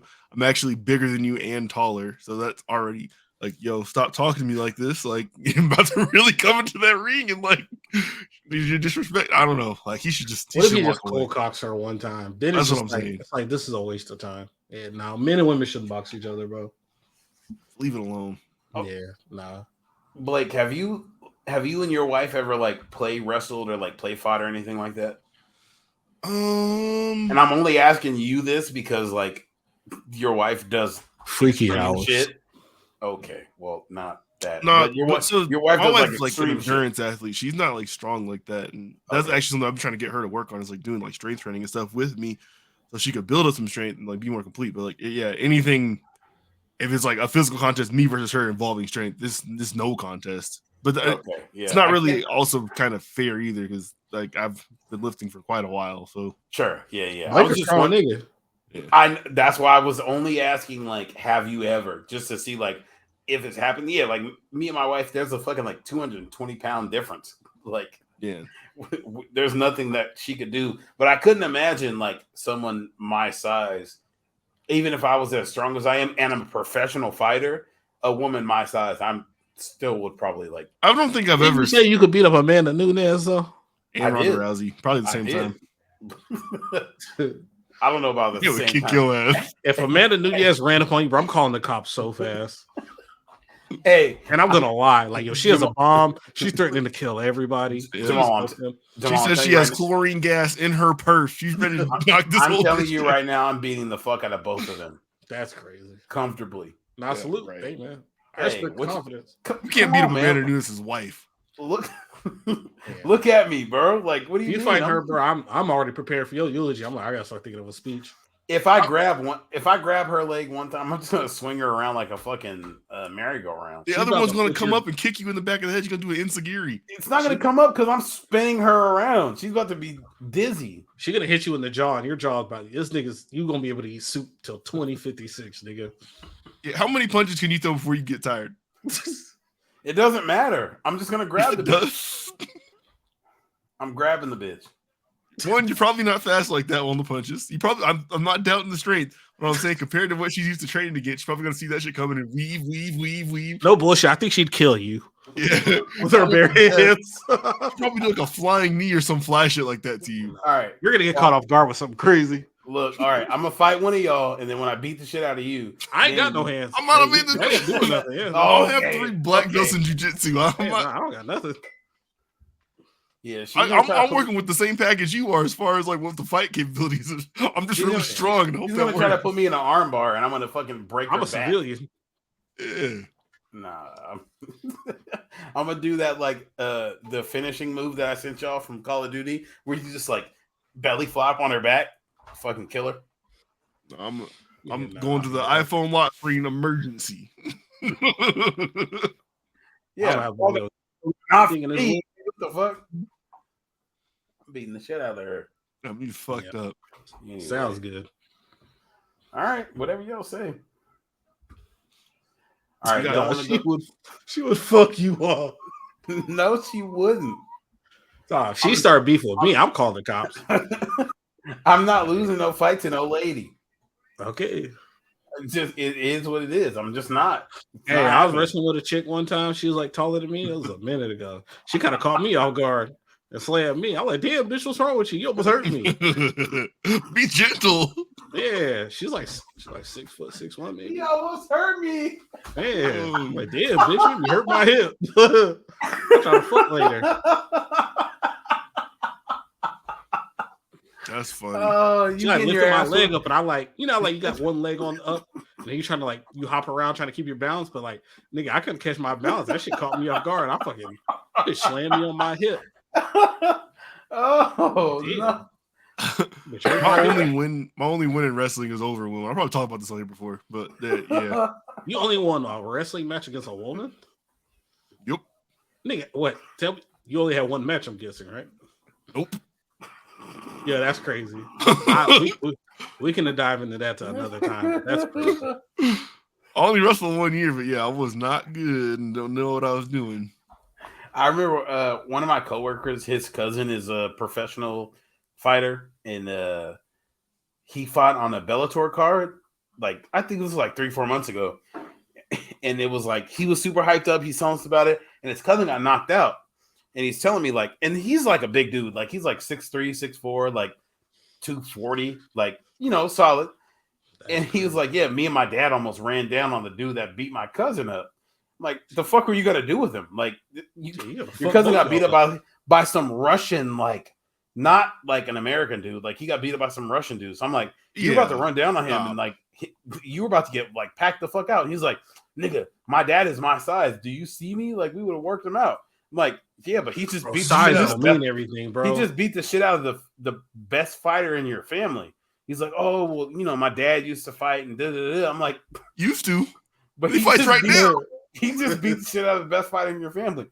But then he started getting like upset, so I let it go because I'm like, he'll beat my ass. So I'm not about to say. I'm like, okay, I'm gonna let you cook, but like, no, I don't think you. Just like, yeah, your family's champion just got the paws put to him, and you want to go spin around for that? Yeah, I think we talked about him on this episode or on this show before because his aunt or something, right? Lost. His aunt got beat up by Cyborg, right? Yeah, she fought Cyborg on her first fight back after being on PEDs, but they fought twice.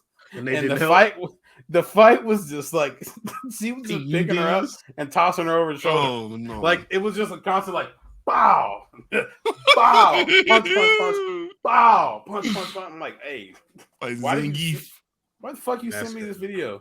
He said his aunt came back into the crowd and was like, let's go. They're like, you don't want to watch the rest? You're like, no, let's go. We're out of here now. That's why you can't be acting tough, man. Just trying to act tough and fight random motherfuckers, man. Because these UFC fighters, they can be 6'8", 6'5", or 5'5" and 120 pounds, and that nigga rip your shoulder out of the socket and stick up your ass, man. And, you see the ears, leave that shit alone. Yeah, you gotta look at the ears. Still beating one of them bitches up. Yeah, okay. I don't think you can beat up Holly Holmes. Okay. You think you could beat up Alicia Baumgartner? Yes. Nah, she's too sexy. I wouldn't let you do that. You'd have to fight me before you fight her.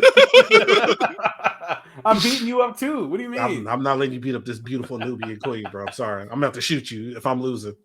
We were just talking about how we watch Snapped, and like we've never heard of a story of like a woman beat a man to death.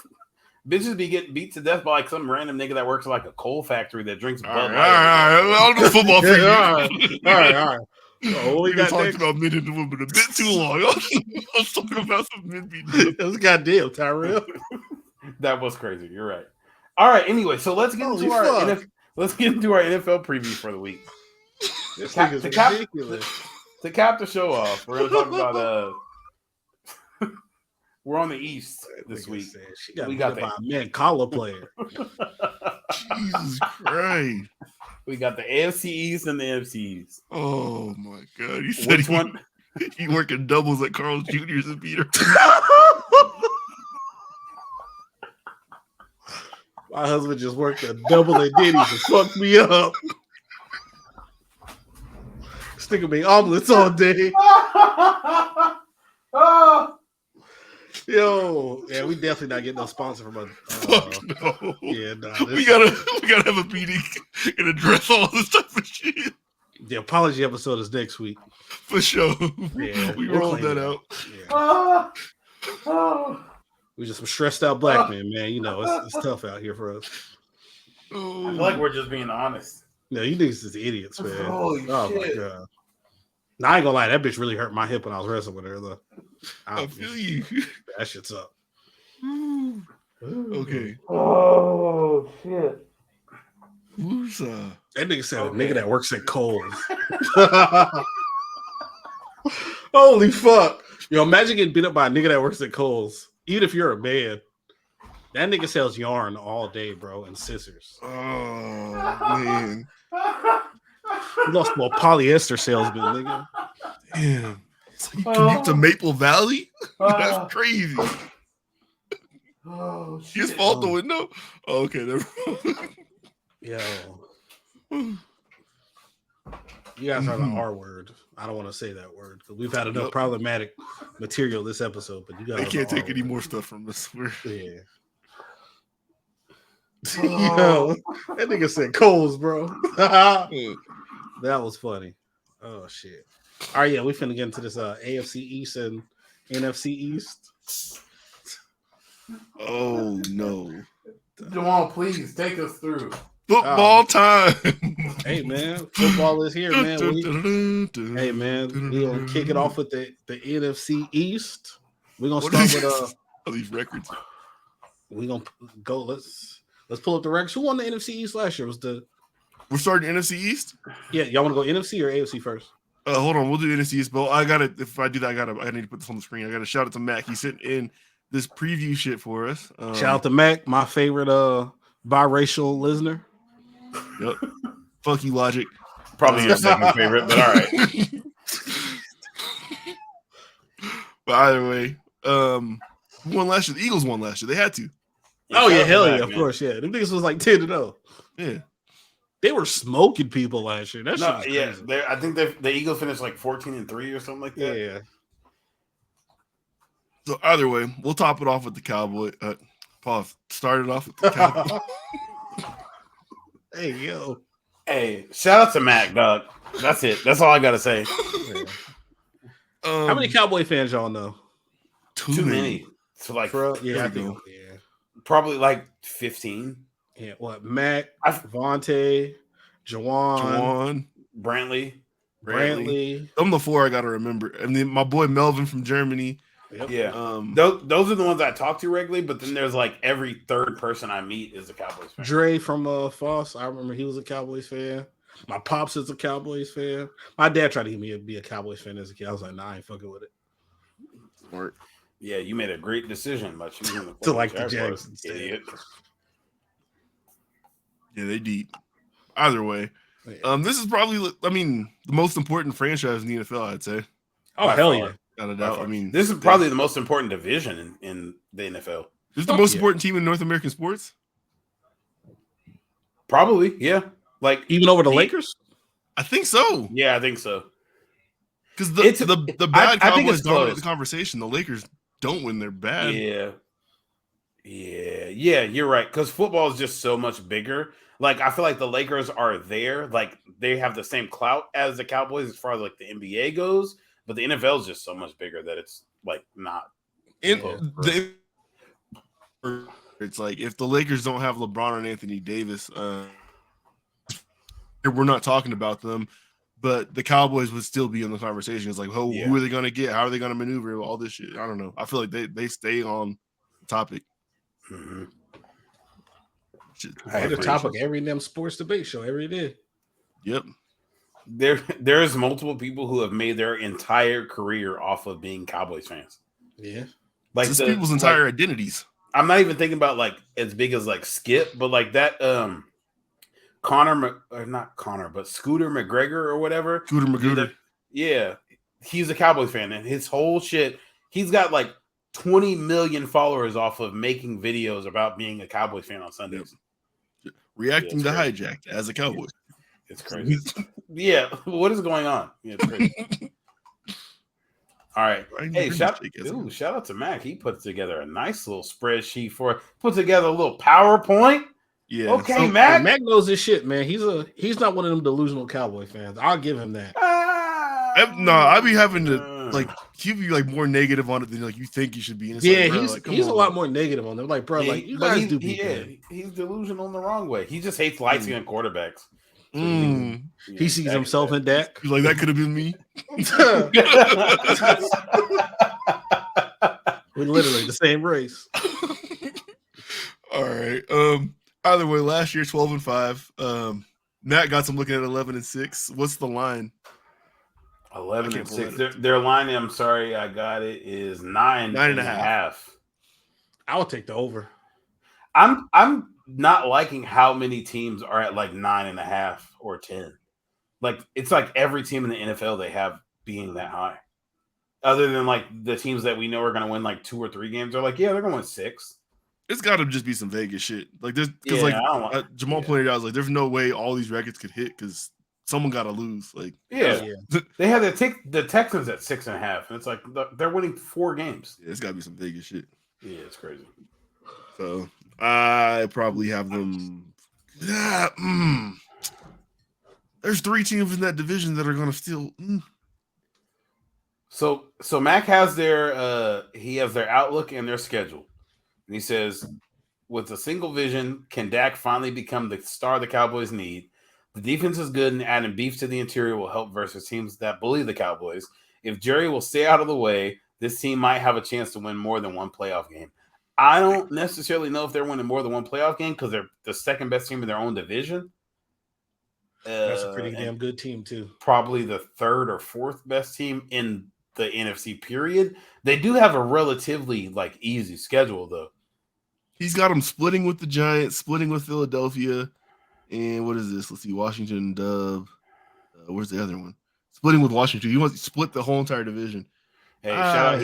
I got them beating the Giants twice. I think the Giants take a regression year. I think they go back a little bit this year. Oh, and I think they could lose to the Eagles twice. Oh, hell yeah. Yeah, I'm pretty sure. But honestly, if they won one of those, I wouldn't be surprised. So yeah, shit happens in those games for sure. For sure. Shout out to Trayvon Diggs. He just got paid. But even still, like he has them losing to the Bills. But like, if the Cowboys beat the Bills, that's not crazy because I think the Bills are taking a step. Yeah, we all think the Bills are taking a step back from this year. I got one real question about the Cowboys though. What's up?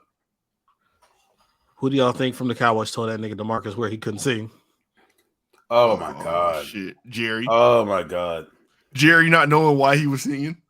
Like, you fucking suck. I can't believe that they let him do that. Yo, when I was watching, I'm like, oh, he must have like a dope ass voice. I was thinking it was gonna be like some Victor Oladipo shit. Like he could really sing for real. Yeah, and he kind of sucked. I'm like, oh, not kind of sucked. That was like, I'm confident that if I went out and sung the national anthem, that's how it would have sounded. So when I told y'all that I thought he could sing because he was singing, I just thought about myself doing it, and I knew mine would be worse than that. He can sing. He definitely could sing for like. I'm joking, saying I could. He could sing from like 3 niggas who can't sing, and told one of us to go sing the national anthem at the Hall of Fame game. Sure, he could sing for that, but like you're not asking him. He's not singing at church. Like he doesn't get to go up in front of everybody. You have a backtrack at church. If you're not scared of him beating you up, you'd boo that nigga singing.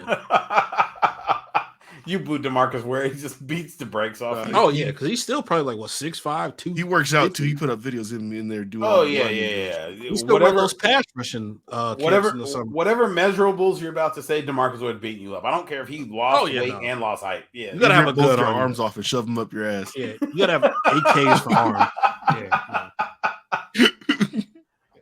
He just like fucking hits you with a rip move, like a smack and a rip.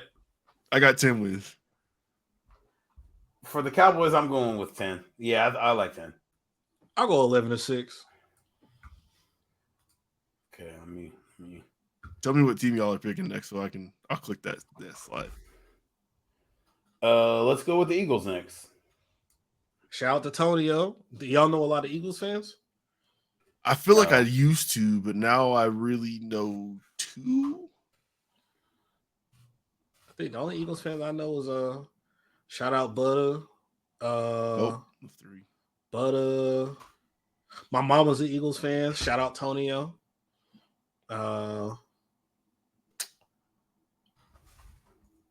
Deshaun.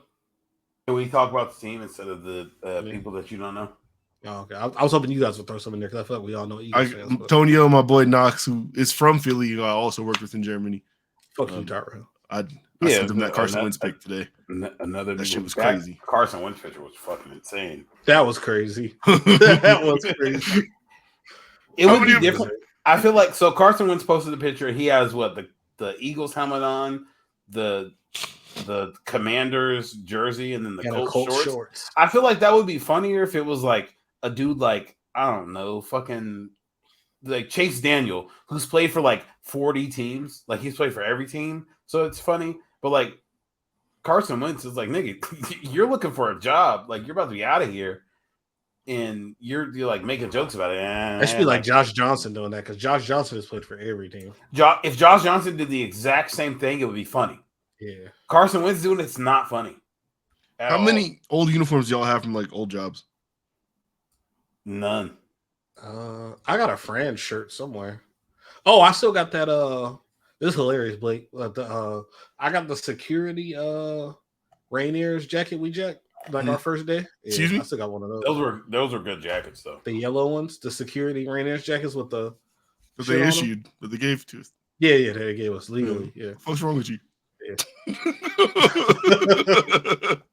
Shout out to Chris. If you know, you know.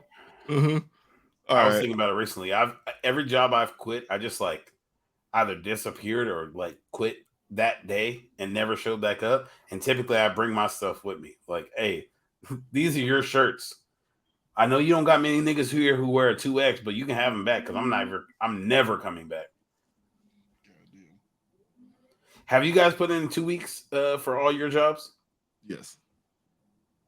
I've never put in 2 weeks for any job I've worked at.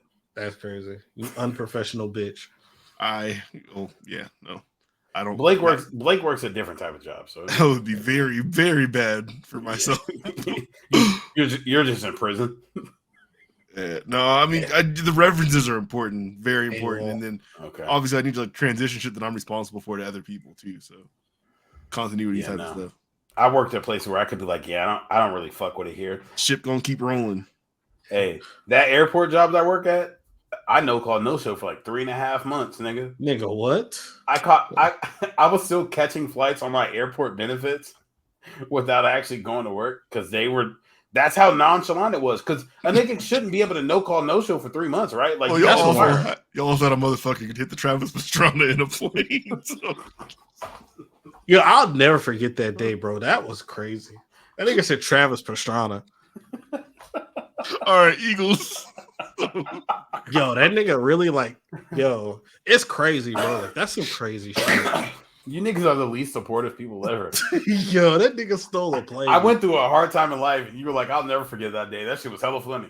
And you work with Lex Steel. That's crazy. Yeah. Oh shit! That nigga was on his Brandy and Dante Stallworth on the plane. Oh, Dante Stallworth, I forgot. Yo, nobody's ever been happier to hit an illegal. If he would have hit, if he didn't hit an illegal, he'd be in jail right now. But that nigga has like a ABC job. Jesus Christ. He didn't hit Jorge, he'd be in jail right now. You are absurd. How about the Eagles? Yeah, shout out to the Eagles. So, shout out to Jalen Hurts. Last year, NFC Championship. At the outlook provided here by Meg again, what was last season a fluke? With a tougher schedule, will Philly be able to repeat last season's success? The answer is yes. Well, I can't fucking do this with a few. Somebody else. Hey, Mac did all this? Yes. Hey, shout out to Mac. Hey, we gotta have Mac on all the time. This is some good work, man. He was supposed to come on for this, but like we moved the shit around so much. Oh yeah, no. Shout out to Mac. We'll have him on during the season. If the Cowboys start off to a good start or something. Can you all? Okay, the answer is yes for the few extra losses due to difficulty. This is a good team that reloaded with premium talent in the trenches to keep the momentum going. I'm looking at their schedule right now, and I know he has them going 12-5. I see like 14 wins. Them niggas about to be good as fuck again. Honestly, the only L that I feel confident saying that they're going to take is Kansas City. They're playing San Francisco at home, and I could see them beating them. Sure, they split with Dallas, so okay, that makes sense. He has them losing to Seattle in Seattle, which okay, makes sense. But like other than those three, I don't know. Bro, Philly might win 14 games again. Watching them play, and then you just be like, God damn, this nigga has all day to throw. Like he and then he can run. It's impossible to because nobody is. I don't think anybody's won the NFC East in 2 years in a row since we've been alive. Like it always switches up. Yeah, happened, but these niggas are substantially better than everybody. Like their offense doesn't make any sense. They got like 4 Pro Bowlers on the line, and like 2 All-Pro guys. They got 4 Pro Bowlers on the line. They got a top 6 quarterback. Both of their receivers are number ones on almost every single. Maybe the best tandem, second best tandem, probably. I don't. Wait, who's the one? T. Higgins and Jamar Chase, probably. Oh, okay, yeah. Okay, yeah, that makes sense. National champions. Yeah, outside of the Bengals, this is probably the best offense in the league, and then they just have Georgia's defense. Can y'all hear that from the microphone? No, good. I hear no. It's that CTE. You doing some freaky shit. No, it's storming hella bad right now. It's like hitting my window. Oh, okay. I can hear like a little tap, tap, tap, but it ain't, that's okay. Yeah, no, I think he has the Eagles winning, going 12-5. I think the Eagles probably winning. I'll say 13 games because they do play Kansas. After their bye week, they have Kansas City, Buffalo, San Francisco, Dallas, Seattle. Like that's a tough stretch. He has them losing 3 games in a row. Don't really see it, but probably losing 2 of those 3 games. I know he was like, "Fuck, I got to put losses on here somewhere." When he that nigga Mac was stressed out. Yeah, that was like, "Fuck, where are these L's at?" That's nasty work. Yeah, the Kansas City, Buffalo, San Francisco stretch is like not fair for anybody. That's fucked up. Like playing those teams 3 weeks in a row. First off, I hope all of those are on like primetime football. They're going to be, so we're going to see a lot of this team. Yeah, for sure. So those are the only 3 games on here that where it's like it could go either way for me. Yeah, their first 9 games or their first 8 games, I think they're all wins. The Jets is the only one he has them losing, and I don't think the Jets are going to be that good. We'll talk about that later. That's what that was. Fuck out of here. You can't have it saying, well, they're going to win 9 games in a row and then lose 5 games in a row afterwards. Yeah. Shout out to Matt. And then they end the season with the Giants, Arizona Giants. Yeah, the Eagles might win the Super Bowl this year. Yeah, Jalen Hurts might not play after week 15. Doesn't need to. Dude, if he plays that full season last year, he probably wins MVP because they don't lose those 2 games without him. They're going to find sets a bit and just let the actual Georgia team play the last 3 weeks. All right, so I have them winning 14 games. What do you have, Blake? I'll say 14 too, just because them 3 is the only ones I'm questioning. They're obviously not going to lose all 3 of those. So I'm going to go 13-4. I got to go one less. There you Take go. a step back. What's their line? Probably 11.5. 1 second. Here you go. Their line is, why is it so far down? 11.5. Let's go. I did a job in Vegas, bro. Maker. Least in 5. Exactly. Least in 5. Yeah, you had a job there once. Oh shit. Moving on. This brother can't drive. All right, let's talk about the Giants. Oh, the best quarterback in the NFC. As word to one of the homies. Okay. Oh shit. That's Shout out to RB. Shout out to all my Virginia niggas. He be doing drugs. That don't count. So the Giants last year went 9-7-1. So they tied. They did have a tie. I think they tied in London, if I'm not mistaken, but I could be wrong. The tie games are so funny to me. They got washed in London. The outlook that Mac has is the QB's best friend is a tight end with a big pickup of Darren Waller. This team has a key weapon for Daniel Jones. Oh. The defense is young and has shown the ability to win games. The key for this team is to survive weeks 3 through 6 and then get back on a roll late in the season. Jesus Christ. Their schedule is hell. Dallas, Nigga. Arizona, Hella L's at the beginning. San Francisco, Seattle, Miami, Buffalo. Like tough. I can't imagine a team that opens the first 9 weeks like he has it projected on here, willing to keep fighting to do what they do on the second half. Yeah, I can't picture that turnaround that he has for the second half of the season. Like they're morally will be crushed. Like they're the especially after Saquon just like been fighting for $2 for the whole entire offseason. Do this. Like that team's gonna crumble. Starting the season in against Dallas seems unfair. And then San Francisco, Seattle, Miami, Buffalo. God damn, like I don't know what they're about to do. Even the team, and they're so not good that even the games where it's like, yeah, they should beat the Commanders, but like they're not. I think Washington gets them better than the Commanders. Yeah, they'll split with them. They play the Patriots. Patriots are better than them, I guess. Yeah, they're better than them, but like, I don't know. Yeah, because they're a game plan team. They don't do anything the same the 2 weeks in a row. And then Mac has them getting wins against Green Bay, New Orleans. That's fucked up. And the Rams. Maybe they win 2 of those games. Fuck up, Blake. No, that's crazy though. Like they're at. Yeah, I think they're beating New Orleans at home too. That's gotta hell. Yes. I don't know. I don't think they're beating Dallas at Jerry World either. 4, yeah. I might have them like 7 and 10. I got 7 wins too. The schedule's tough. And yeah, that's it, man. No favorites. Are we all going 7 and 10? Yeah. Matt got them at 9 and 8.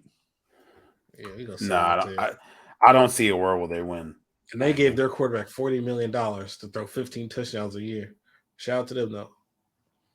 Daniel Jones would have to take such a leap this year for me to believe that they're going to win 9 games, let alone anything more than that. I do like the Darren Waller pickup. Like I like Darren Waller a lot. He's fucking nice. He's just never healthy like that. He's always kind of banged up. Darren Waller is nice, but like, is Daniel Jones better than Derek Carr? No. And Derek Carr last year with Darren Waller like wasn't doing shit. So I don't know. Look at the fantasy rankings real quick and see where.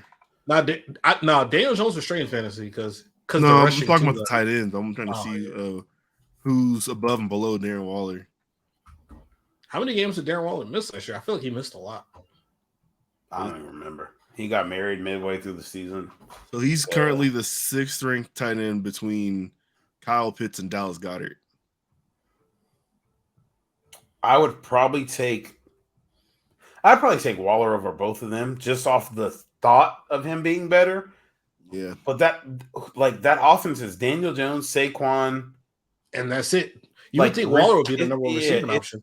It's like Richie James, Darius Slayton still there. Yeah, Tyrell, Jamal, let me ask you this. Yes, sir. Do you think Evan Ingram is above Darren Waller on this tight end ranking for fantasy? No. So why would he not be above him? Is what I'm trying to figure out. Because the offense has other pieces. Yeah, and like he's more likely to be the number one receiving option for this team than Evan Ingram is to be for ours. Okay, I was going to say I feel like Evan Ingram cooked last year. I don't know. Evan Ingram was cooking last year. Yeah, that's the only reason. There's too many heads. Pause. Evan Ingram is the 9th ranked tight end. He's below Pat Freiermuth. Pat Freiermuth's not bad. Okay, come on, bro. You can't say Trevor's top 7 and then tell me Pat Freiermuth should be above Evan Ingram. No, but the only reason Pat Freiermuth is higher was like in Pittsburgh. It's what they got weapons on the. They got the Pickens. They got Deontay Johnson, Pickens. They got Najee getting 400 carries. Najee's going to get 400 carries for 413 yards. Yep, probably like a lot of catches too. I don't know. I feel like that's not a gimme. Either way, we're not talking about them right now. So short. We all said 7, right? Yeah, we all 7 and 10. We on to the new owned Commanders, the black owned Commanders. Black owned, yeah. Shout out to partially black owned. Be a partial. You gotta take what you can get. Black owned. Excuse me. Jamal, what are you watching? My fault. That's crazy. That's I watched that NPC girl today. She's like, yummy, thank you, so nice. Gang, on TikTok? gang. That's crazy because Blake, I asked you to record earlier, and you said I'm busy. I don't have any time, and you're watching NBC. I was at a friend's. All right, sure you were. You watched that shit in the bathroom? Gang. No, it was in the kitchen. He tried to get you. He did. It's all good. Yeah, all right, but so we have the Washington Manders, the co-Manders, Washington Mandems. We are getting through this. It's 1:59. Come on. All right, my fault. Make a wish or wash. I don't even want to look at their roster. I don't want to look at their schedule. I'm saying 5 wins. You know what? I think they're going to be better. Damn, they're because they signed Jacoby Brissett, right? But I know they got Jacoby Brissett and Sam Howell, right? What the fuck does that mean? Shut up, nigga. I'm trying to make my intricate point. Those are quarterbacks. You black bitch. Yeah, those are niggas that play football. Okay, understood. Mm-hmm. Go ahead. That's a crazy intro. Let's see. Please keep going. I think they'll be good on defense. I think they'll be really good on defense. I feel like I see something about where they rank defensively, like top 10, like the second half of the season. I think they get decent quarterback play, and I like their weapons. I like Terry McLaurin. I like what's my man that came from Ohio State? Curtis Terry Samuel. McLaurin. And they got Jahan Dotson. I like the weapons they have, and I do like Brian Robinson. He'd have been nice last year if the nigga didn't get shot right before the season. Okay. So wait, they won 8 games last season, and all the pieces you said, it wasn't like they added anybody. You just said Chase Young will be back. You just said that they got maybe a worse quarterback without any of the upside because they didn't add anything on offense. So you think they're going to win 3 more games? Honestly, and hear me out. So you know how they got Sam Howell in the 6th round last year, or when did Sam Howell get drafted? Like 5th or 6th round? The 3rd round. Right? It was the 3rd round, I think. It wasn't 3rd. I feel it was later than that. You might be right. Do we have a stat guy to check this? AKA he sent in this PowerPoint. He's not here live. Jamal. Okay, hold on, Jamal. So I said I didn't want to go over their schedule, but hear me out. Arizona, win or loss? Win. Okay. Denver. I can see win. Okay. Win. Not asking me. Buffalo. Loss. Philly. Loss. Chicago. Win. Atlanta. Win. So you just think they're beating every team that's the same rank as them? Every team that's about as good as them, they're beating them. Bro, honestly, I can see them going 8-9 or 9-8. Which isn't too crazy off what they did last year. If they get decent quarterback play, I do kind of like their team. They're going to get decent quarterback play from somebody who's never started an NFL game. I think Sam Howell could be good because before he got hurt, he was looked at as one of a first or second round draft pick. Yeah, he went to North Carolina. Dog, okay, I get it. Mitchell Trubisky fucked it up for everybody for you. I'm sorry, Tyrell. It is what it is. But if they get decent quarterback play. And that defense with Deron Payne, Montez Sweat, Jonathan Allen. Sure. We thought that last year, and their defense wasn't that good. They have to play Philly twice, they have to play Dallas twice, and they have to play the Giants twice. Both of which, 3 of those teams we think are winning 7 or more games. What about the addition of the enemy? They don't move the needle too much for you? Oh yeah, that's a win. That's 2 wins right there. See? Go ahead and say something anti-black. Go ahead. Yeah, come on, Tyrell. Never can. I'm just looking at the schedule. It's crazy. Right, so 10 wins for Tyrell. All right. I'm giving them 5. 5? Yeah. I bet you $20 they win more than 5 games right now on air. Put it in paper. A dub on air. Let me get 9 wins for them because they managed to tie one last year. And let's just say they swing that one to a dub. Yeah, I got 9-8. 5-12. 9-8. I wasn't that high before. I probably was closer to 6 wins before you started doing this deliberation on them. But I can see 9. Why are you guys fucking Commanders fans all of a sudden? They got new ownership. Blake, sorry, Jamal, you said 9-8. Mm-hmm. Blake, what'd you say? 9-8. 9-8. Yeah, you niggas are wilding. We like Mario and Luigi. There you go. He's Mario. I can't wait till we're done with this segment of the pod, for the season, and to go back and look, and you guys have 480 wins when there should only be 3. It's gonna be absurd. It's gonna be absurd. All right, so it's all of them. It's all 4, right? We did all 4 over here. We did all 4 of them. Again, shout out to Mac. This is hell of a job. This shit look great. Shout out to Mac. Fucking with us for sure. We're gonna go to the AFC East. We love you, Mac. For sure. Hey, NCAA next summer. The dick eating is crazy. That's crazy. We do fuck with you, Mac. We can't show love to supporters. Gang. We said we love you. I love all my niggas. Okay, you never said that to me before. Anyways, we going to damn. We had 2 or 4. We're going to the AFC East, right? Yeah, we got the last section, then we're out of here. So we got the AFC East. We're gonna start with nobody circles the wagons like the Buffalo Bills. And unfortunately for the video viewers, we don't have like a fucking nice PowerPoint put together because we don't have any friends that like this division.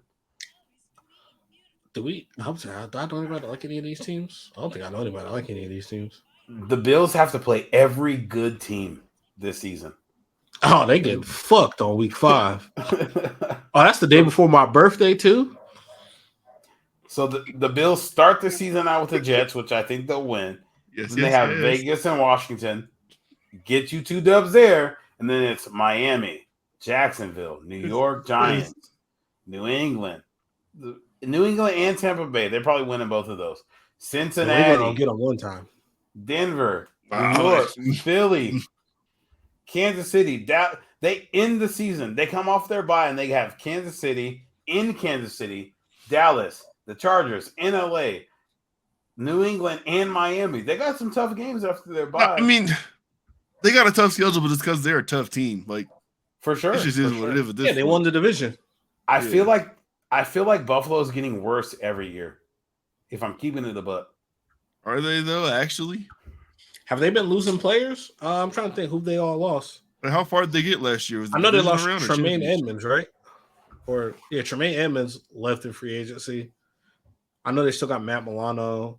I know Tre'Davious White hasn't been the same since he came off ACL surgery like 2 years ago. Yes. And then I know one of the safeties had like neck surgery. Is he back? Is it Poyer or Micah Hyde? The Bills died on the. So the Bills went in 2019. They went 10-6. They lost in the wild card round. What the fuck is your problem, Blake? 2020 they went 13-3. They lost in the AFC Championship. The last 2 years they've lost in the divisional round of the playoffs. They went 11-6 and 13. So who though? State that part. Kansas City and Cincinnati. I'm pretty sure. Okay. It's not like it's not like they're gonna play different teams. He said, boy. They're not playing like they're not, but to say they gotten worse when they're playing like the cream of the crop as it goes, like for teams in the NFL almost. Like I think he's talking about roster wise. Like I think their roster's gotten worse, and they're losing to the 2 teams that are like the best, and I feel like getting better because I think Kansas City. We'll talk about them next week, but I think Kansas City got better this offseason, and I feel like other than Joe Burrow having the calf issue, Cincinnati probably got better. So you had them flying into NYC on September 11th to take an L? Oh, shit. Talk that talk, Blake. It could be a positive or a negative. I don't know. Who's going to have more powers? I don't know. I think they'll win that game. Aaron Rodgers' debut? Nah, I got the Jets. Yeah. Aaron Rodgers is debuting on September 11th? Oh, come on. You guys love some Aaron Rodgers, and you know how I feel about him. He's a bum. Okay. He's in the playoffs. But I mean, he's a bum. Regular season. Like he's the on the scale of like bums. He's gonna have conspiracy superpowers in that game. I don't know. All right. Damn, they played it. Damn, they got the Jets. I'm fucked up. They got the Raiders week 2. Yeah, they for the woo. Talk about anal. I think they are about to put the pain on the Raiders. Josh Allen's about to pull his. Never mind. He's about to do something so nasty to the Raiders. I fucking hate the Raiders so much that I can't believe what I'm about to say. But I'm about to be a Josh Allen fan for week 2. We're going to talk about the Chargers next week, and I know I'm going to talk about the Chargers, and I'm going to talk about the Raiders, I'm going to talk about the Chiefs. Hey, Josh Allen about to do something so freaky to the Raiders. It's about to be so crazy. 12 wins for the Bills from the Blake, man. All right. 208. Let's go. Hold on. What's their over under? 10.5. 10.5. It is. So Blake's got 12. I like 11. Yeah, I think 11's right. So it's 12-5, 11. I got 9 and 8. Oh, okay. Whoever's doing that, go and do it because I'm fucking sure. No. Go ahead, Blake. You got it. I'm leaving it alone. You got 8. Wait, what did you say? 9 and 8. 9 and 8. Oh, you're trying to see people get fired. Hold on. Do you think they're beating the Jets week 1? No. The Raiders week 2? Yes. Or you said 11? My fault. The Commanders week 3? I got them beating the Jets. I got them beating the Commanders. I got them losing to Miami. I got them beating Jacksonville. I got them beating the Giants. I got them losing. Wait, you say they're beating Jacksonville? Yeah, and they're beating the Giants, but I got them losing to New England. I got them beating Tampa. I got them losing to Cincinnati. I got them losing to Denver. I got them losing to the Jets again. I got them losing to Philly, losing to Kansas City, beating Dallas, beating the Chargers. How many ones is that? I was hoping you were keeping track, honestly. Yeah, you rather those shits off and not counting your fingers? Yeah. Nah. But I was trying to keep track, but yeah, but I got 9 and 8. You weren't. You said 11. Yeah. If this is crazy. If the Bills win 9 games, it's still a winning record. Who did they draft? They drafted that tight end out of Notre Dame, right? Kincaid? Yeah, Dalton Kincaid. Yeah. I think he's from Notre Dame. I'm not sure, but yeah. No, Myers from Notre Dame. Dalton Kincaid's from somewhere else. Okay. Georgia? No, because the tight end from Georgia is like they have 2 fucking like 6'9" tight ends. All right. Miami Trio 5, you heard? Shout out Damian Lillard. Miami people. Yeah. Fuck with us. Where's the Airbnb hookups? Either way, what they did last year. Let me see real quick. Shout out to CTE. They were 9 and 8 last year. 9 and 8 last year. The line this year is gone. What keeps happening? 9.5. So same as everybody else. All right. So if Tua stay healthy, how's that go? The team is fairly strong. We spend a lot of money. Jalen Ramsey in the house. He's hurt? Yeah, meniscus. He won't be back till December. He's out till December. Okay. Which is that's like the end of the season. The easiest part of their schedule, quite frankly. But looking at their schedule, so they open the season with the Chargers, Patriots. It might be a what? Say it again. Yeah. We're a tough one. We're gonna get a W week 1. They're playing in LA against the Chargers week 1. Yes. Tua might die. Tua might die that week. New England, Denver. Who's gonna hit him? Joey Bosa will be healthy for week 1. He's also playing with Florida. Powers activated. Man, I forgot about that because I just remember him and Khalil Mack played in a playoff game, and I didn't really remember seeing them niggas. They weren't doing too much. I know you like the slander, but don't you remember last year where you said that the Dolphins were going to beat us, and then Tua threw for like 80 yards? You're forgetting about that, right? Okay. Anyway, they have New England, Denver, Buffalo. A lot of good defenses to open up the season. The Giants, the Panthers, the Eagles, Kansas City right before their bye. Yeah, this is like a tough schedule. Their first 9 weeks is nasty work, bro. They might win, I'm going to say 4 games before their bye. Nigga, 4? Oh, okay. I thought it'd be like all season. 4 and 5 to start out. But then the back end of their schedule is the worst teams in the league. The Raiders, maybe the worst, maybe the second or third worst team in the league. You don't miss a chance. Honestly, after the Cardinals, the Raiders might be the worst team in the league. And then they have the Jets, mid. The Manders, the Titans, the Jets again, Dallas, Baltimore, and they end the season with Buffalo. Yeah, that's not easy. I think they're winning 6 games. I'm mostly thinking it's easy because they play the Raiders coming out the bye. Do you think that after bye schedule is easy? I mean, I get the Raiders game, whatever. I ain't gonna talk to you about that. The Raiders, the Commanders, and the the Titans, and they got the Jets twice. That's who have kinda It no- says tough. They Dallas, got a tough Baltimore, and schedule, Buffalo, bro. right? You know, how you keep missing that part. And Dallas. They got a tough schedule, bro. Fuck. Yeah, 2 games against the Jets was Aaron Rodgers, who has 2 of the last 3 MVPs. Keep forgetting that part. I don't keep forgetting it. I just don't like to admit it. All right. I just don't like it. I'm saying 7 wins. Yeah, No, I'm gonna say 9 wins. I'm gonna say 9 wins. I'm gonna say 9 wins. 9. I could see 6 for them. I'm sorry. Okay. Dude, I think I got 6 too. Yeah. I'm looking at it. They got some cheap ass. Some of these tickets are hella cheap. They know. Yeah, I might. Yeah, I got 6 and 11. Damn. You guys think the Dolphins are winning 6 games? I mean, shit, the schedule is what the schedule is, man. They got some.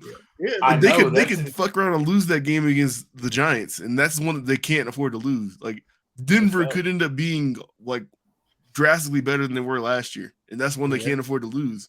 And like I said, how they end this season, I don't see. And again, we'll talk about it next week. I don't see a world where Denver's drastically better than last year.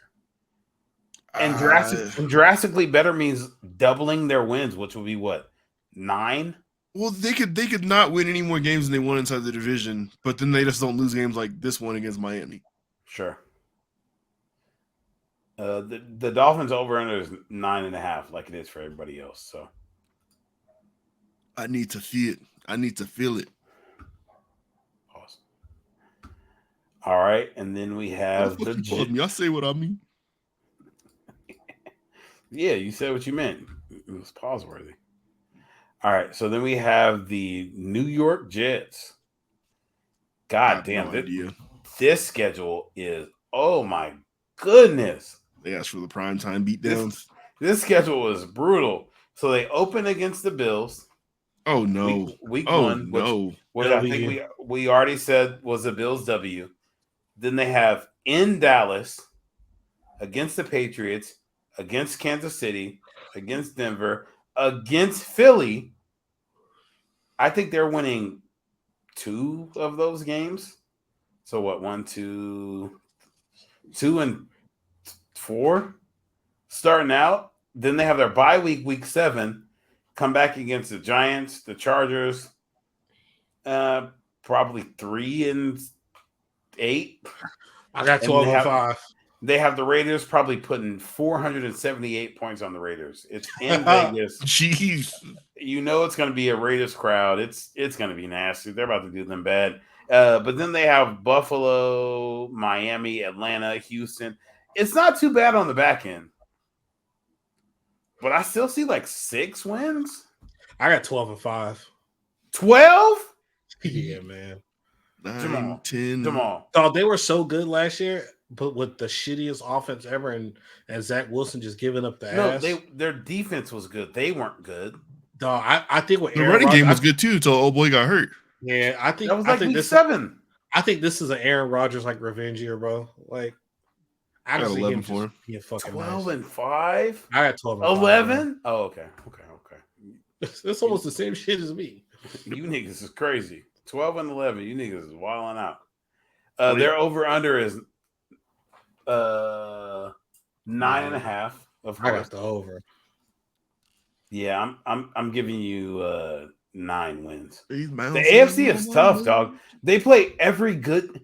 How is every good team play? They play every good team in the NFC, and then most of the good teams in that. Bro, they won a lot of games last year just having to play defense forever. Like Zach Wilson was just giving up the ass, bro. Like shitty. I'm not feeling much better about their quarterback this year. Anyway, all right. You really gotta talk to somebody. I am a hater. It is what it is. Your hate just be too strong. Yeah, Blake, put me down for 9 wins. You just said 6. Ain't that something? But now I said 9. Turn the 6 to a 9. When it comes time to put pen to paper, don't judge me. All right. All right. Last team we got. You scared of the 6? Scared of the 6. Mm-hmm.